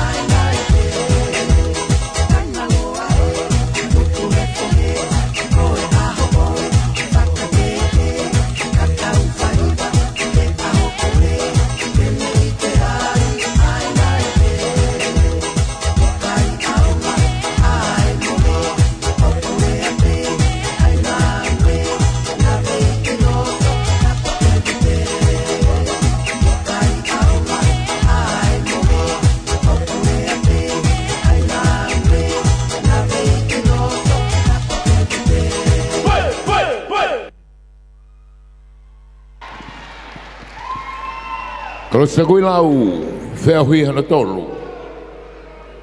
Ia taulunga tui fio. Toi me taulunga taha.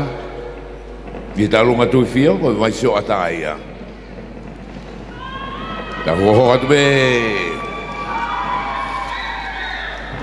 Whamara me poke Fiji Airways.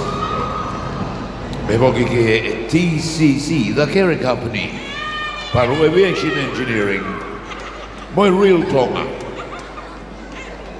Tau kau kata ko e Tonga Monogi au Heilala Festival wana takido.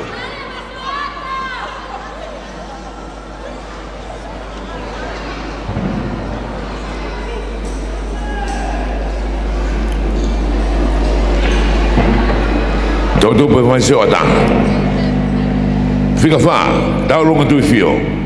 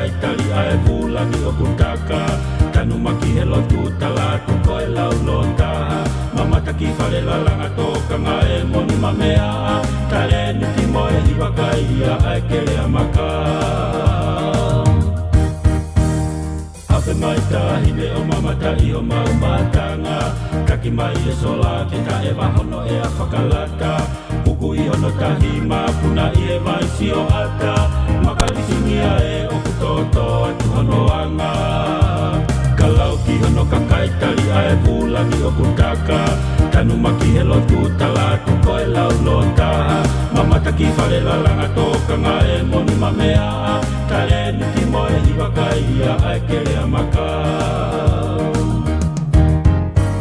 Ngangatu o hange hakakala Ai ala hao siene tōanga Makalisingi atu o kalanga Mo whanongo ki e na tukutala Lelave mai o hange kawai si o ata Lelave mai o hange kawai si o ata Ngangatu o hange hakakala Ai ala hao siene tōanga Makalisingi atu o kalanga Mo whanongo ki e na tukutala Lelave mai o hange kawai si o ata Lelave mai o hange kawai si o ata Matoka he melino atoka i maananga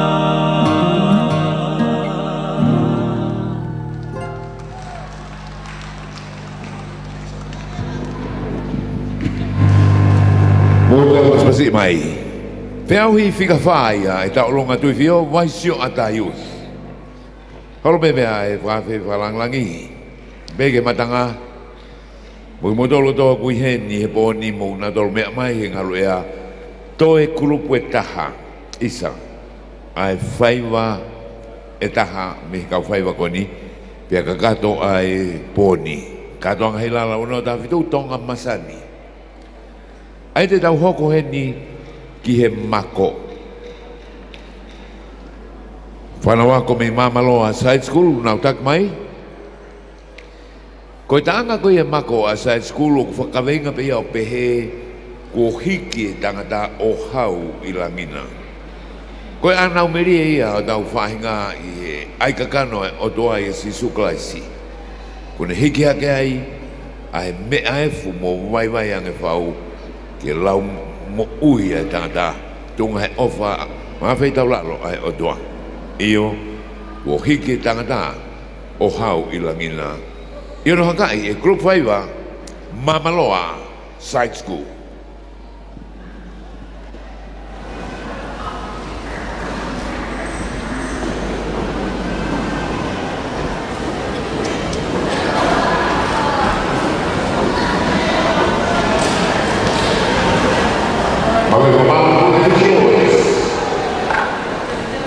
TCC, Paula Nation Education, foi real.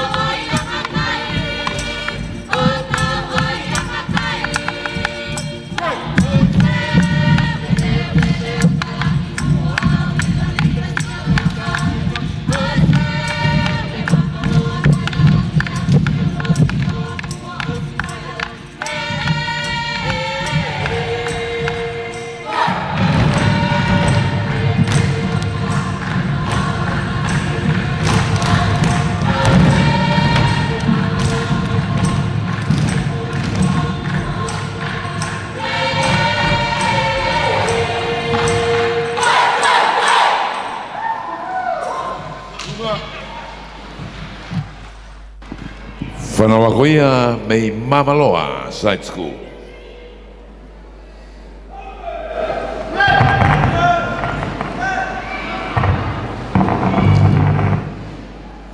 Whamaloa me hoki ki Fiji Airways, TCC, Paula Aviation Engineering, Moe Real Tonga Airlines.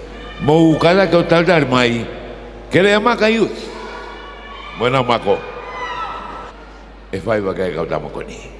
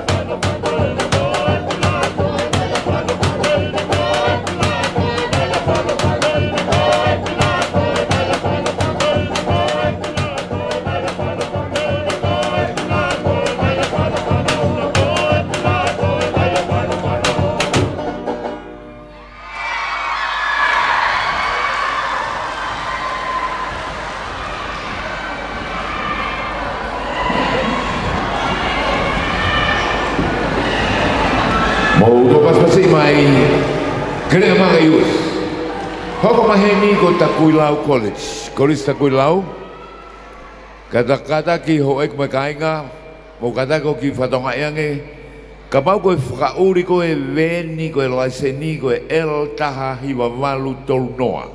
O tau ni tapakala tau whahau, el taha hiwa walu tolunoa, o roto ngā tangi au foe te kireka kou loka i loto e tai mini i mea lere. Whamore, kada kai na hapo katamaki koe loka i koe mea lere koe a kireka i loto. Veni e la taha i wawalu tolu noa, whamore. Ka hoko te ta programa ki fe auhi fika tolu koe mako e ni. Me abia ko korisi Takuilau. Mo pas pasi mai, Takuilau.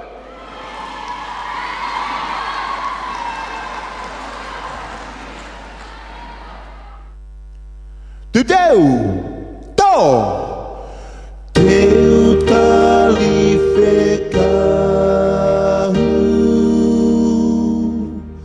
mei Takuilau,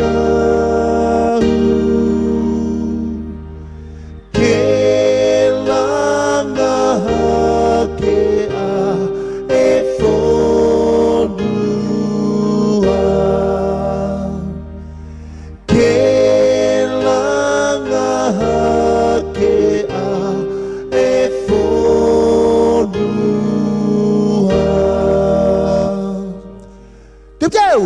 fu Takuilau kakalafongani koe motoia koe ako angani ua poko tuu ke talawe ai pelia ai lotu o kutai ai Takuilau kakalafongani koe motoia koe ako angani ua poko tuu ke talawe ai pelia ai lotu o kutai ai Ka hau eni o e whonuani Lata anga ia o ku wawe mai Te uki o lunga mo wakawakai Na ake tō mui e whakamamahi Ka hau eni o e whonuani Lata anga ia o ku wawe mai Tu uki o lunga mo wakawakai Na ake tō mui e whakamamahi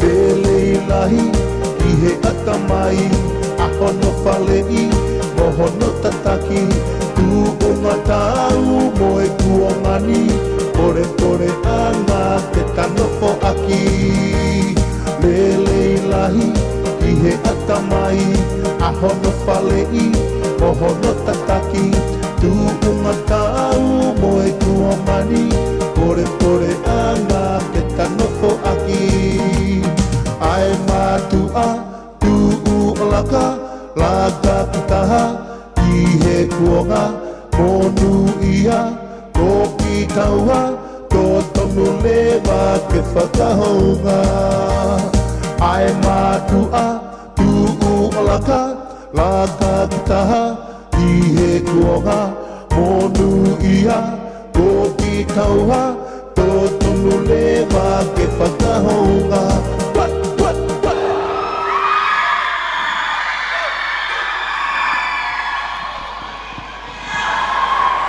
Polisi takulau, whiau i ona tolu i he mako. Mo te pasmasi mai whana wako ko ia. Whika wha. Koe mai si o ata youth. Koe mai si o ata youth, koe hingoa ko ia e hiwa, koe fitu alofi. Koe wha wa sio pe puri. Whakawhase ka atwhivita o kanopolo. Wahaka tuia, mai si ora youth.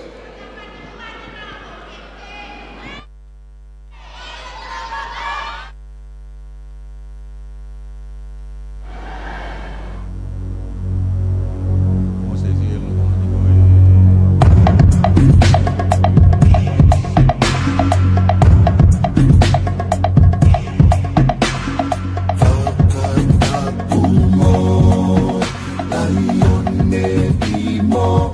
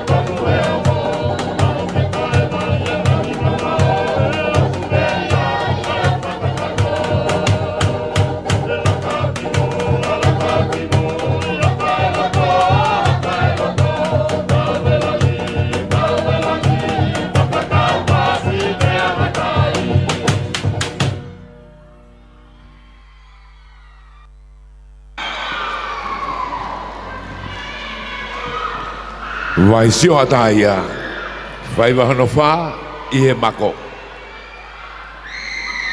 Whiahui whakausi I he mako he poni, ko tapun siliva.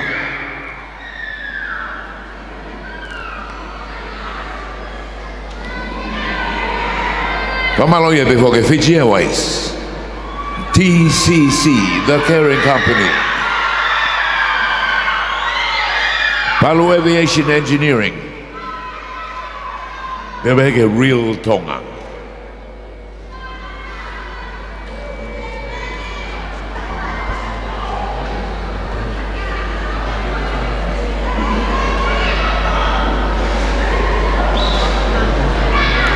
Tau whiahu whakaus koe ke boni. Tāpun siliva mo e mako.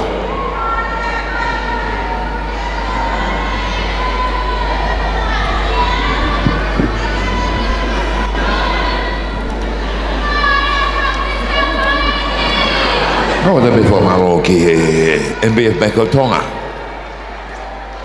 Tonga Airports Limited.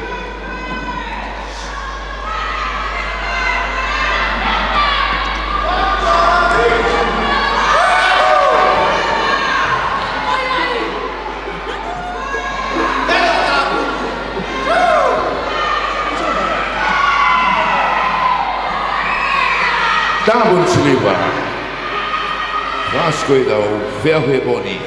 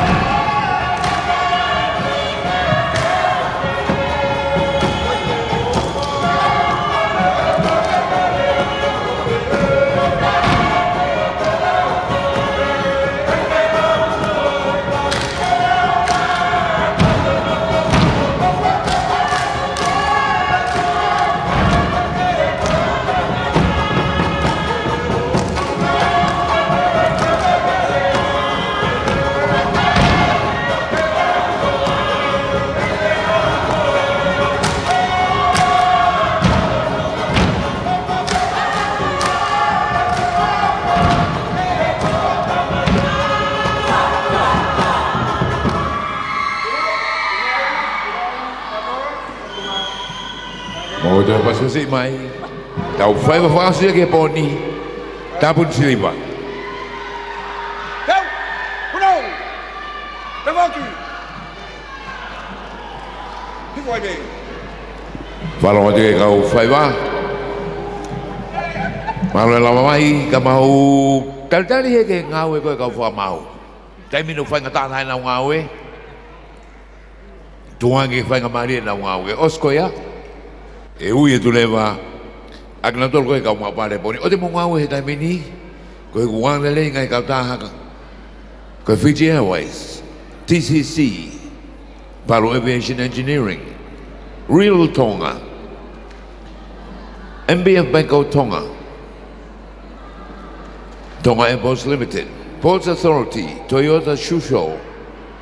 Waste Authority. Home Gas. Tonga Water. OE. Moi Rico Tonga. Moi Digicel. Kitau hen he poni. Lo nonga kai ngā ue. Ai ka whamau ke whamau. Bopo na holo pe mo me ai.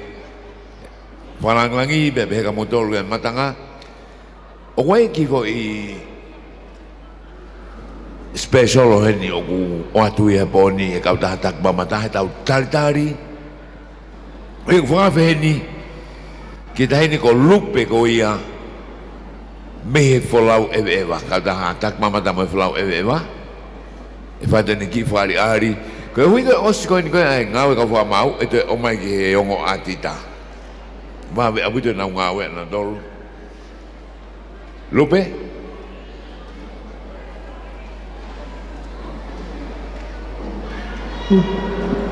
Mau pas-pasi mai. Alupe. Tonga Masani Maloilele. Beautiful dances tonight, I think make us very proud to be Tongan. So here's a happy song for you to enjoy to celebrate the wonderful presentations we've just seen. Top of the World.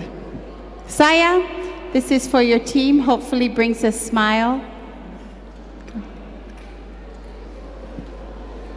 And if you know it, oldie but goodie, please sing along.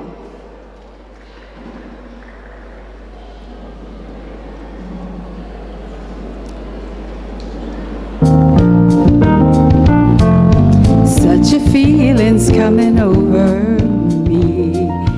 There is wonder in most everything I see.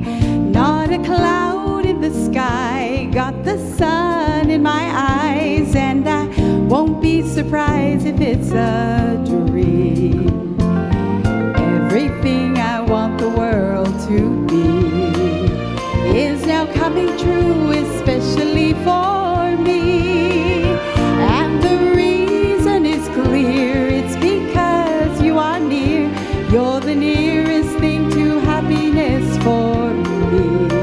I'm on the top of the world looking down on creation, and the only explanation I can find is your love that I found ever since you've been around.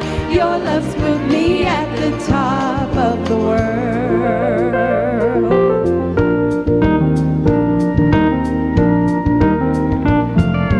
Something in the wind just learned my name, and it's telling me that things are not the same. In the leaves of the trees and the touch of the breeze, there's a pleasing sense of happiness for me. There is only one wish on my mind. When today is through, I hope that I will find that tomorrow will be just the same for you and me. All I need will be mine if you are here. I'm on the top of the world looking down on creation, and the only explanation I can find is your love that I found ever since you've been around. Your love's put me at the top of the world. I'm on the top of the world looking down on creation, and the only explanation I can find is your love that I found ever since you've been around. Your love's put me at the top of the world. Thank you, Palapito.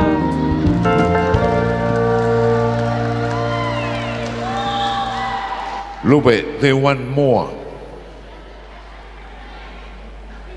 Lupe, the crowd is asking for more Masani songs.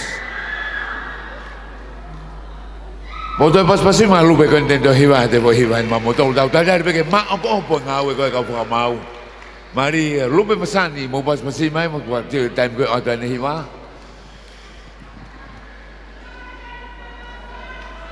You try the one that you see Regine on it, and that's a broken computer, so you have to click it on the right at the bottom. Sorry. Well, here's another oldie. They're fun songs, though. Maybe I need to. Do I need to click it?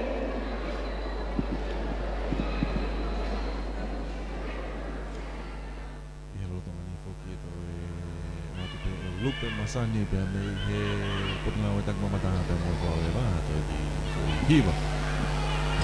I think one of the really nice things I observed tonight was seeing the young people dance with so much pride, and you hear the mix of modern music with tradition. I realized tonight I've been enjoying singing for a long time, but I need to learn a Tongan song. I only sing Tongan songs in church, so I hope you won't mind. Another oldie mixed with modern.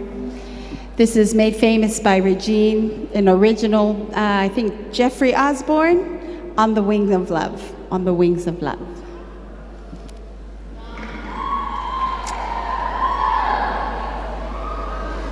Is it working okay? Thank you.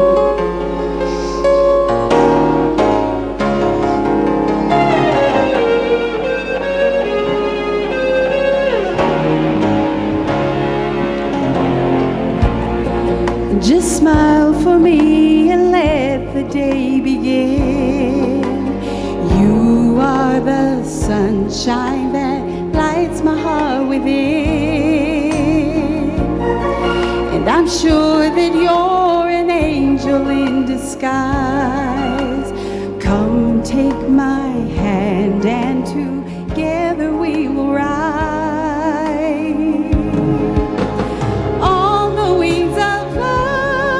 Above the clouds, the only way to fly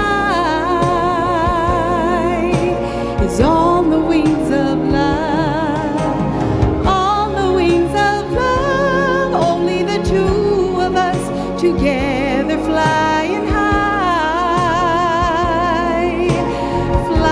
high upon the wings of love. You look at me and I begin to melt, just like the snow when a ray of sun is felt. And I'm crazy about you, baby, can't you see? I'd be so delighted if you would come with me. On the wings of love, up and above the clouds, the only way to fly is on the wings of love. On the wings of love, only the two of us together flying high upon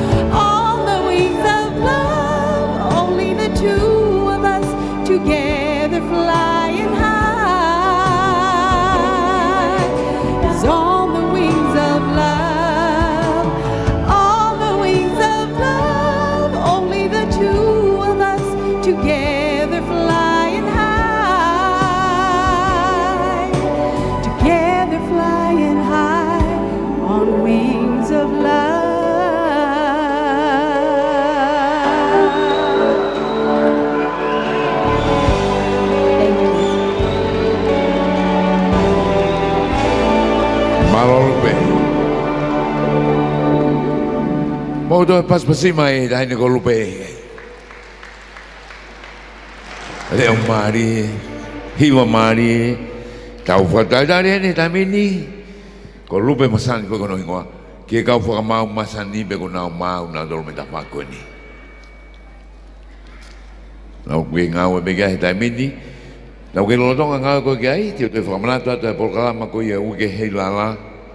Ko apongpongi a falaite e fai ai tapulu fe tapulu i he hoa pongpongi i ateresi en kau Heilala be vai ma nau tenisi i tai mi walu pongpongi ho fulu ki tataha i Tonga National Center ko ia i Tupouto'a ko no whakamana te aha whaha pure anga o i tak mamata tuloa ki he whalalaka o Tonga ko fitu rewa e fia a bongi ki hongo fulu ko block party ia Heilala block party whahau ko i halatau whahau i Nuku'alofa ko i tōna ki e whai e hono tautari ko i na tōru we fiafia ka tēnā u whai e whi auhi tau matau pe ke tenisi pia toi poupou i whoki mo i kare tahi mo e mansa moa ki te whaiwa lotu whatahataha mi se Heilala a sāpate Whako i se Tonga tawataina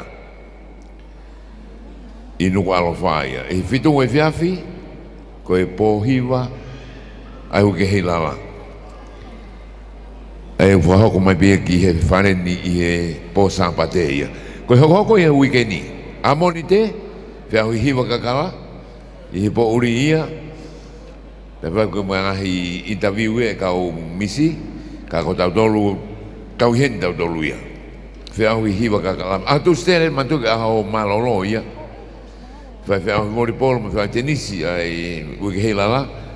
E ai me whanwhea e halamuna i he hiwa pongpongi ke tolu e whiawhi. Ko hongo fulu pongpongi, no tonga lere koe whanwhea, koe tau floati ia.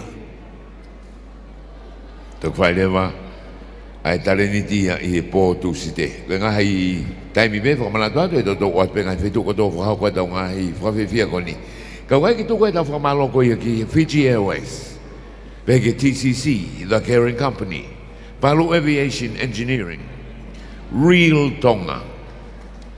Pevo ki e whamalo ki he Tonga Airports Limited, MBF, Bank of Tonga, Toyota Floorshow Tonga Limited, Pevo ki e National Reserve Bank of Tonga, Ports Authority Tonga, Waste Authority Tonga, Home Gas Limited, Tonga Water Limited, OE Limited, Rico Tonga, pea mokoe, aku ke lava mai koe he poni. Na tau tano ane nai ke kau whamau e ngahi lau ngā whok na oslawat moe lau. Taimi eni, to o ki tu a taimi o ki maka ki peni o whakaukau angepe ku tonu ai uhingoa koe ni e ui atu. Pe tau te hoko ai. I e whainga maari e koe ni.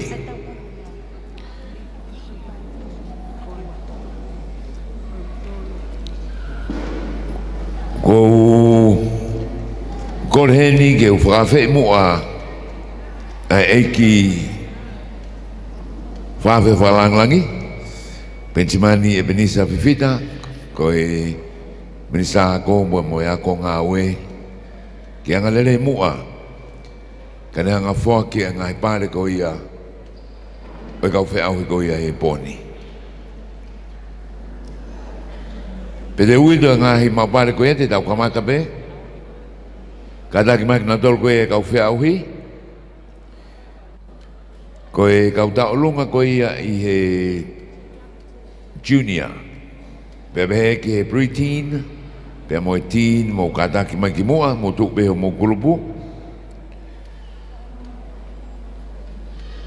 kada ki pamremore mo tol koe na e whi auhi tau lunga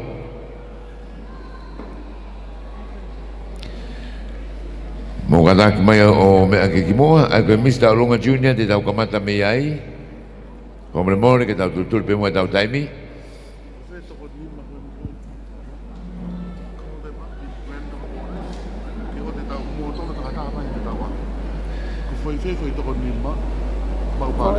Call them up in random orders as the top 5 into the fire you will. E mo kata ki o fomare mo mea mai mo ki mo e taimi ni tania koka se la afu kaili le fai makaleta e te aki o fakata mo ere no ta fu mo kata ki Mr. Olunga Junior mo mea mai ki mo a o kai ke ui hoko atu ke te utoki i ui e tau e ula ki wato lu e mo wa mai ki mo ke ni ka ui e mo kata ko mea mai ki mo ni Albe tau taimi te teo mai pepa mo na tol ko ia i he pre-teen mo whenga mai mo tol ki moa pepe he ki he teen mo kataki off mai pe ki moa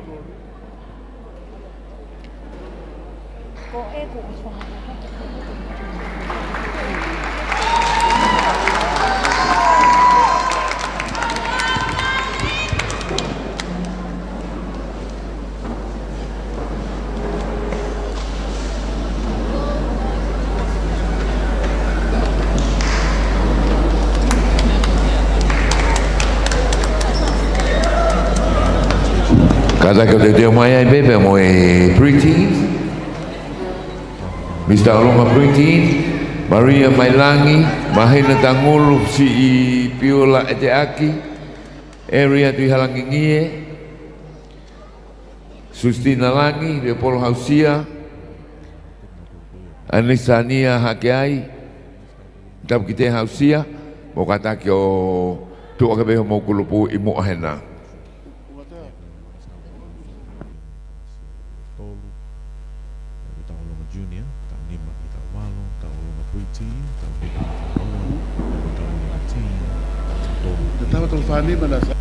Floorshow via kelas ya tolu pe ta lo to laki ta lo to fio pe mo mako ai ai ola ko ya ai kelas me ko ko ya e u pe to ya e fefini mo kata pe ko me ma mo mo be fa malo fu ke ka sponsor lo man tu ke o mai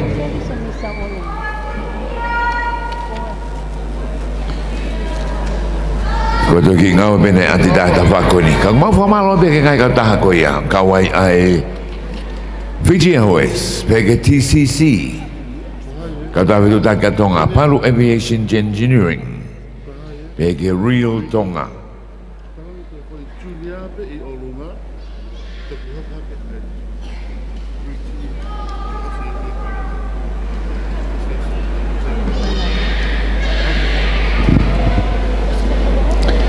Pero formalo before ki Rico Tonga, pege Home Gas Limited. Waste Authority Limited, MBF Bank of Tonga, National Reserve Bank of Tonga, Digicel, Tonga Airports Limited. Koe whakamalo te mo tokoni mako ia, ki tau polkala mako ia, o e... Forget the certificates. Mai kaha tō whāne magi he, ui pe ia nuru rima, forget the certificates in tō kaha.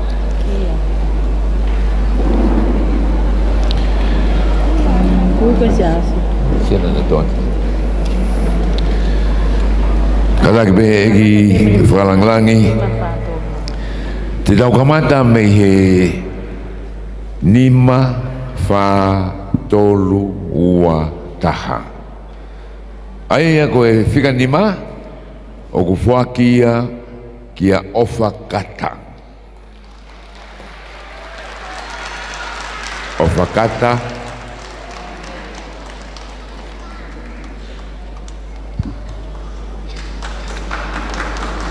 Mau pas-pasi mai a ofa.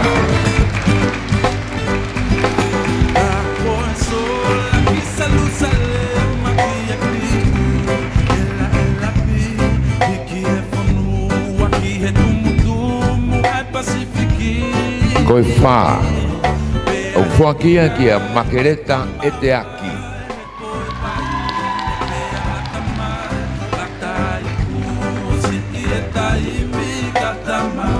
Atu mehenia e whamanatu atu koe ni koe ue to mohingoa koe pare to pick up ia popongi mehi moi. Koe tolu, sela hafu.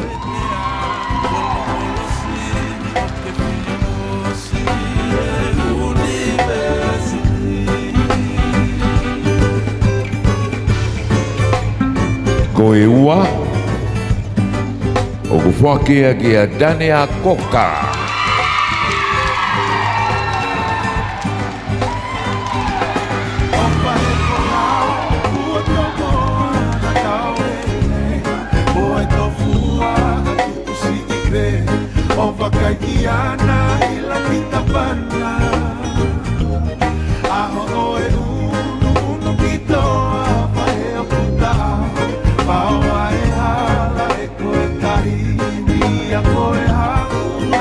First runner-up, Dania Koka.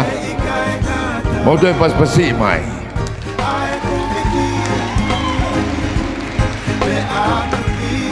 Ko e uluaki, bea koe Mr. Olunga Junior, ua no ta fitu o ku whakia ki a Kaili le whai.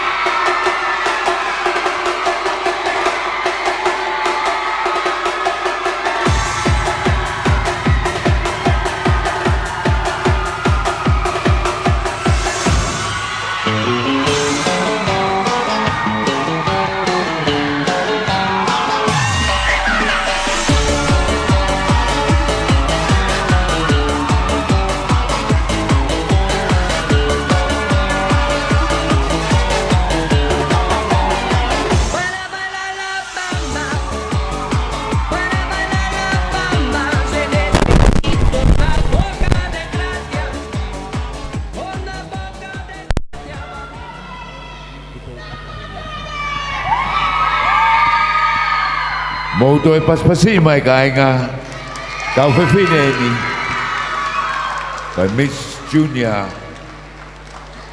ta olunga ia o e wanoa ta fitu.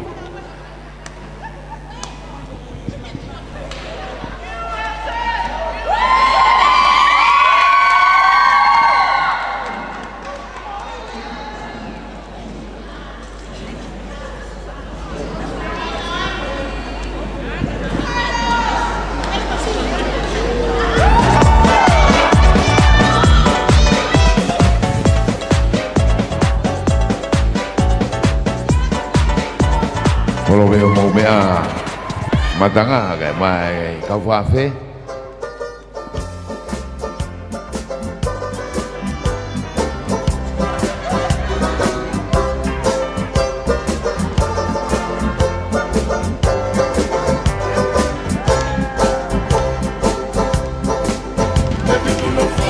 Kau preteen, dah kau kiai toko fitu.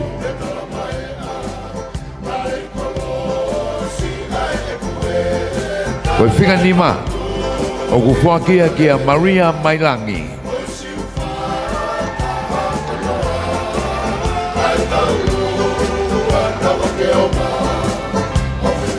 Koe whiga wha Sustina Langi.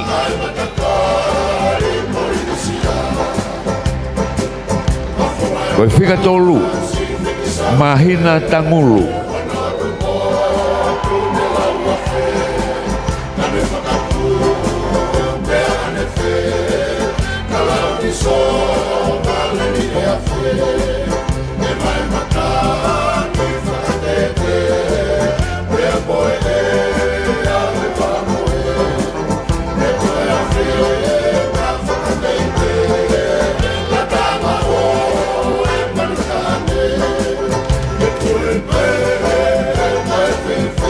Ko e ua, e koe first runner-up, ke Mr. Olunga preteen, o ku whakia, ki a whisi piula e te aki.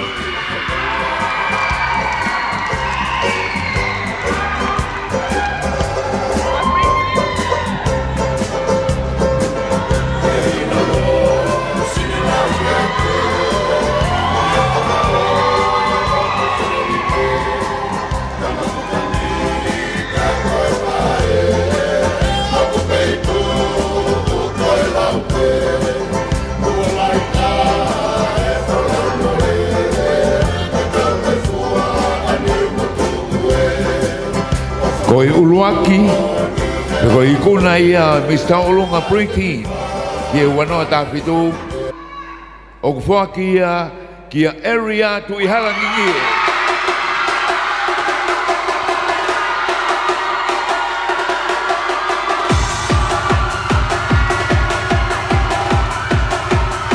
Whamare ai Tautaulunga Junior. Mo me ai Fomodoro kai kakake tonima ko na he pretty.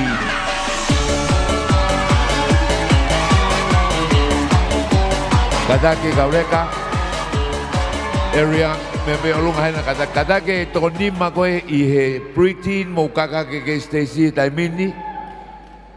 Ai tonima ko na uia he pretty.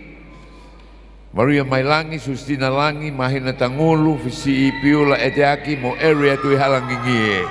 Mo kataka ke funga Stacy katoa. Mo famole tau ngai fatamua.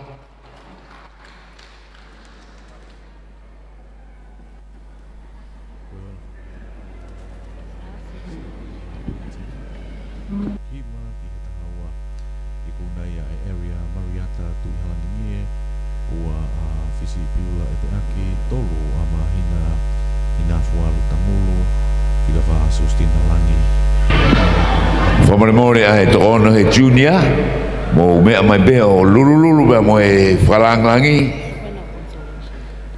e no wangi mea ofa mage het bea ma motolu ai ano e ne noa tau fui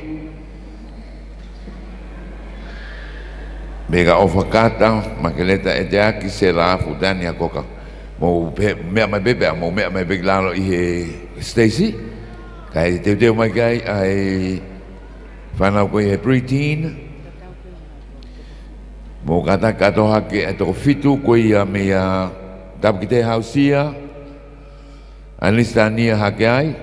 Nepol hausia, Maria Mailangi, Sustina Langi, Mahina Tangulu, Fisi Piula Eteaki. Pea mo miss taulunga preteen 2017 area tu halangi nge mo lulu beba mo e whafalang langi.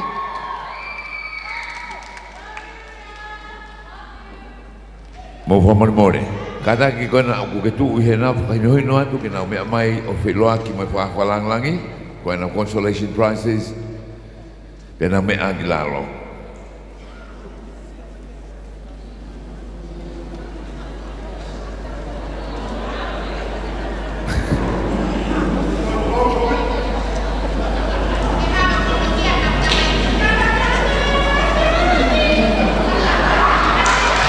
Mo pas mai a junior.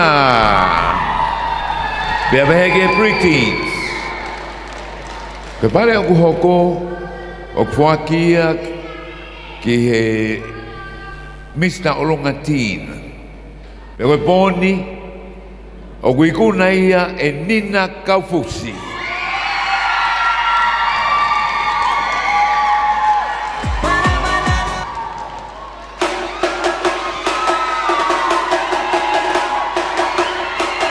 Whamare kau Floorshow. Whamare kau Floorshow mo ko abio mai.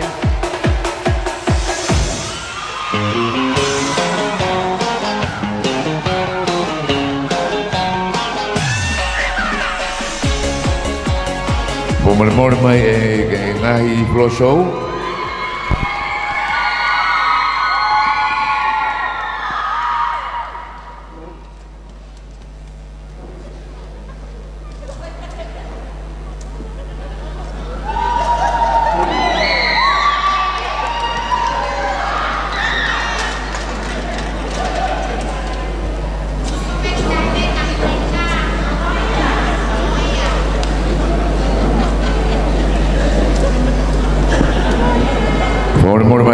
Ngahi show whakamore mo wawe mai ke wawe tau malolo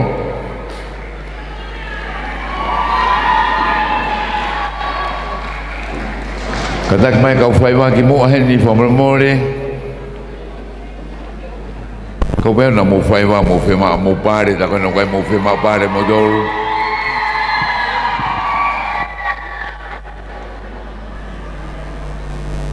mo katake mo osmau te tau kamata me he whaiwa tui fio.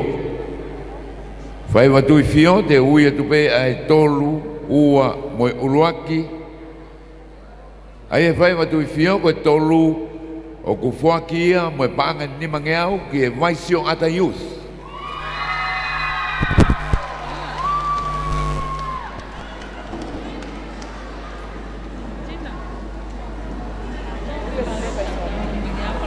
Moimoi kamu unu mai. Kamu ada model FIFA apa model?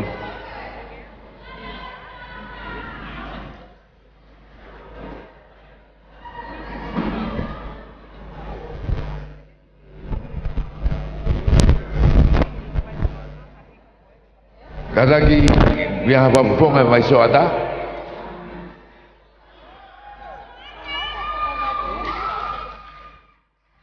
Kabau ku ke kau faiwa, famore, feinga mai ki mo again. Be ko ma pare pe kai ka va venga tau ngawe.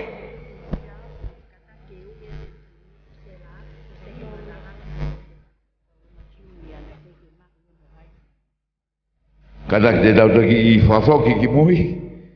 Ki ua be ko second runner up. O tolu ka ko second runner up Mr. Olunga Junior ki selafu. Ko pare mo sesh o gugeheni na ueta na ki ai. Ka foki ki he fai watu fio. Ko ua mo pare ko panga valungeau o foki ki he korista kuilau.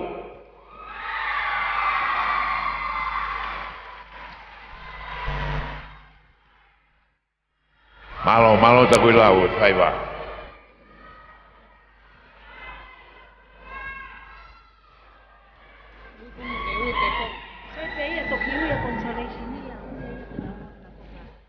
Koi ulu aki, beko ikuna ia o fai watu fio, moi pare koi panga tahafe, kelenga makaios.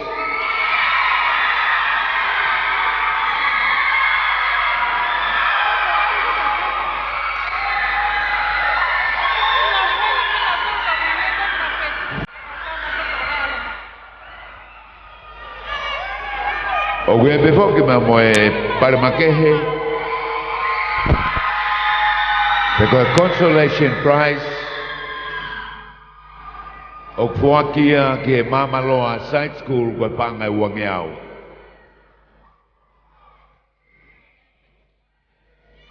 Ko consolation prize tok ma begi ofisi.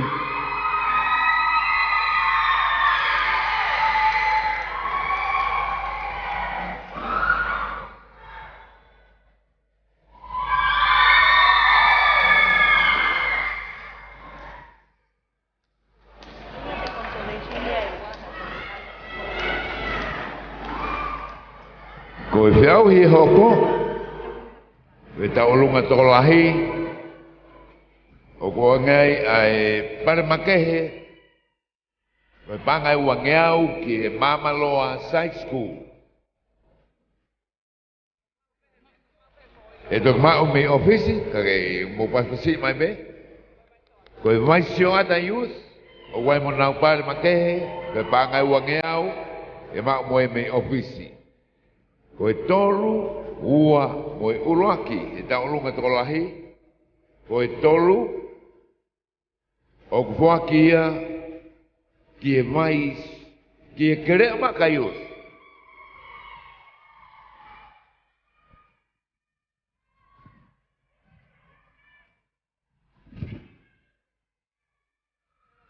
Koe pare hono wa,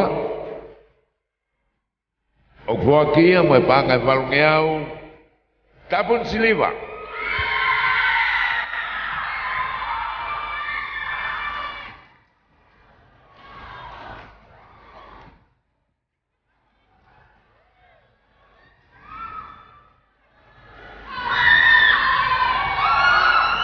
Koe ikuna, koe uruakia, e taulunga tolahi, moe mea ofa, moe pare, koe panga tahafe, takui lau.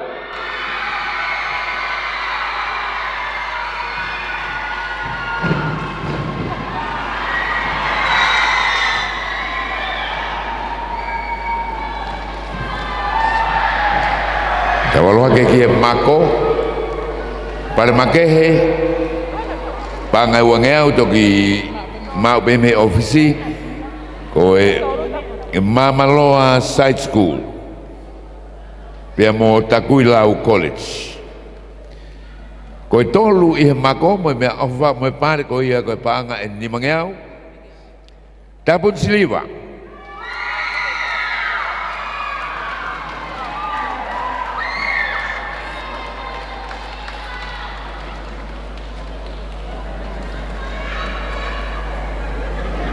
Ko e ua, mo pare pangai balungeau,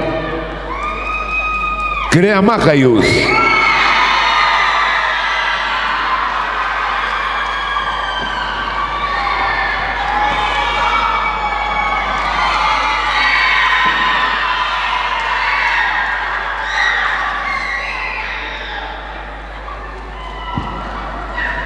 Ko ikuna lewa o mako, mo pare ko panga taafe, vai sioata.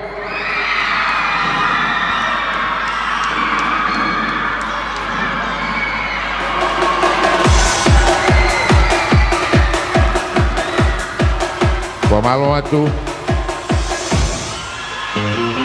malo muka mai.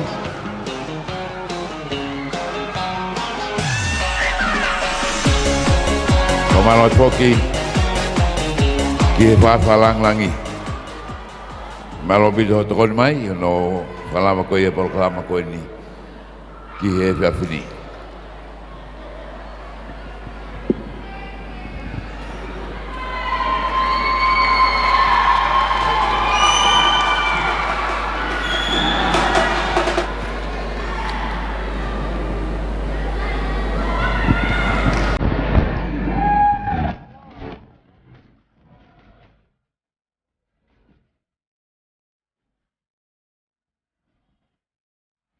Pamalo atu maula mai ko ke ni he fini ke ho ka ko e tau pol kalama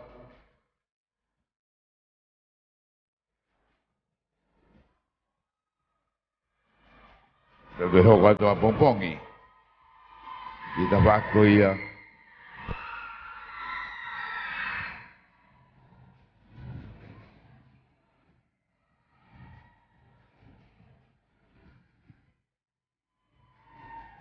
ko e malo bito mula mai kau di tokanga ka pelonga ka pompongi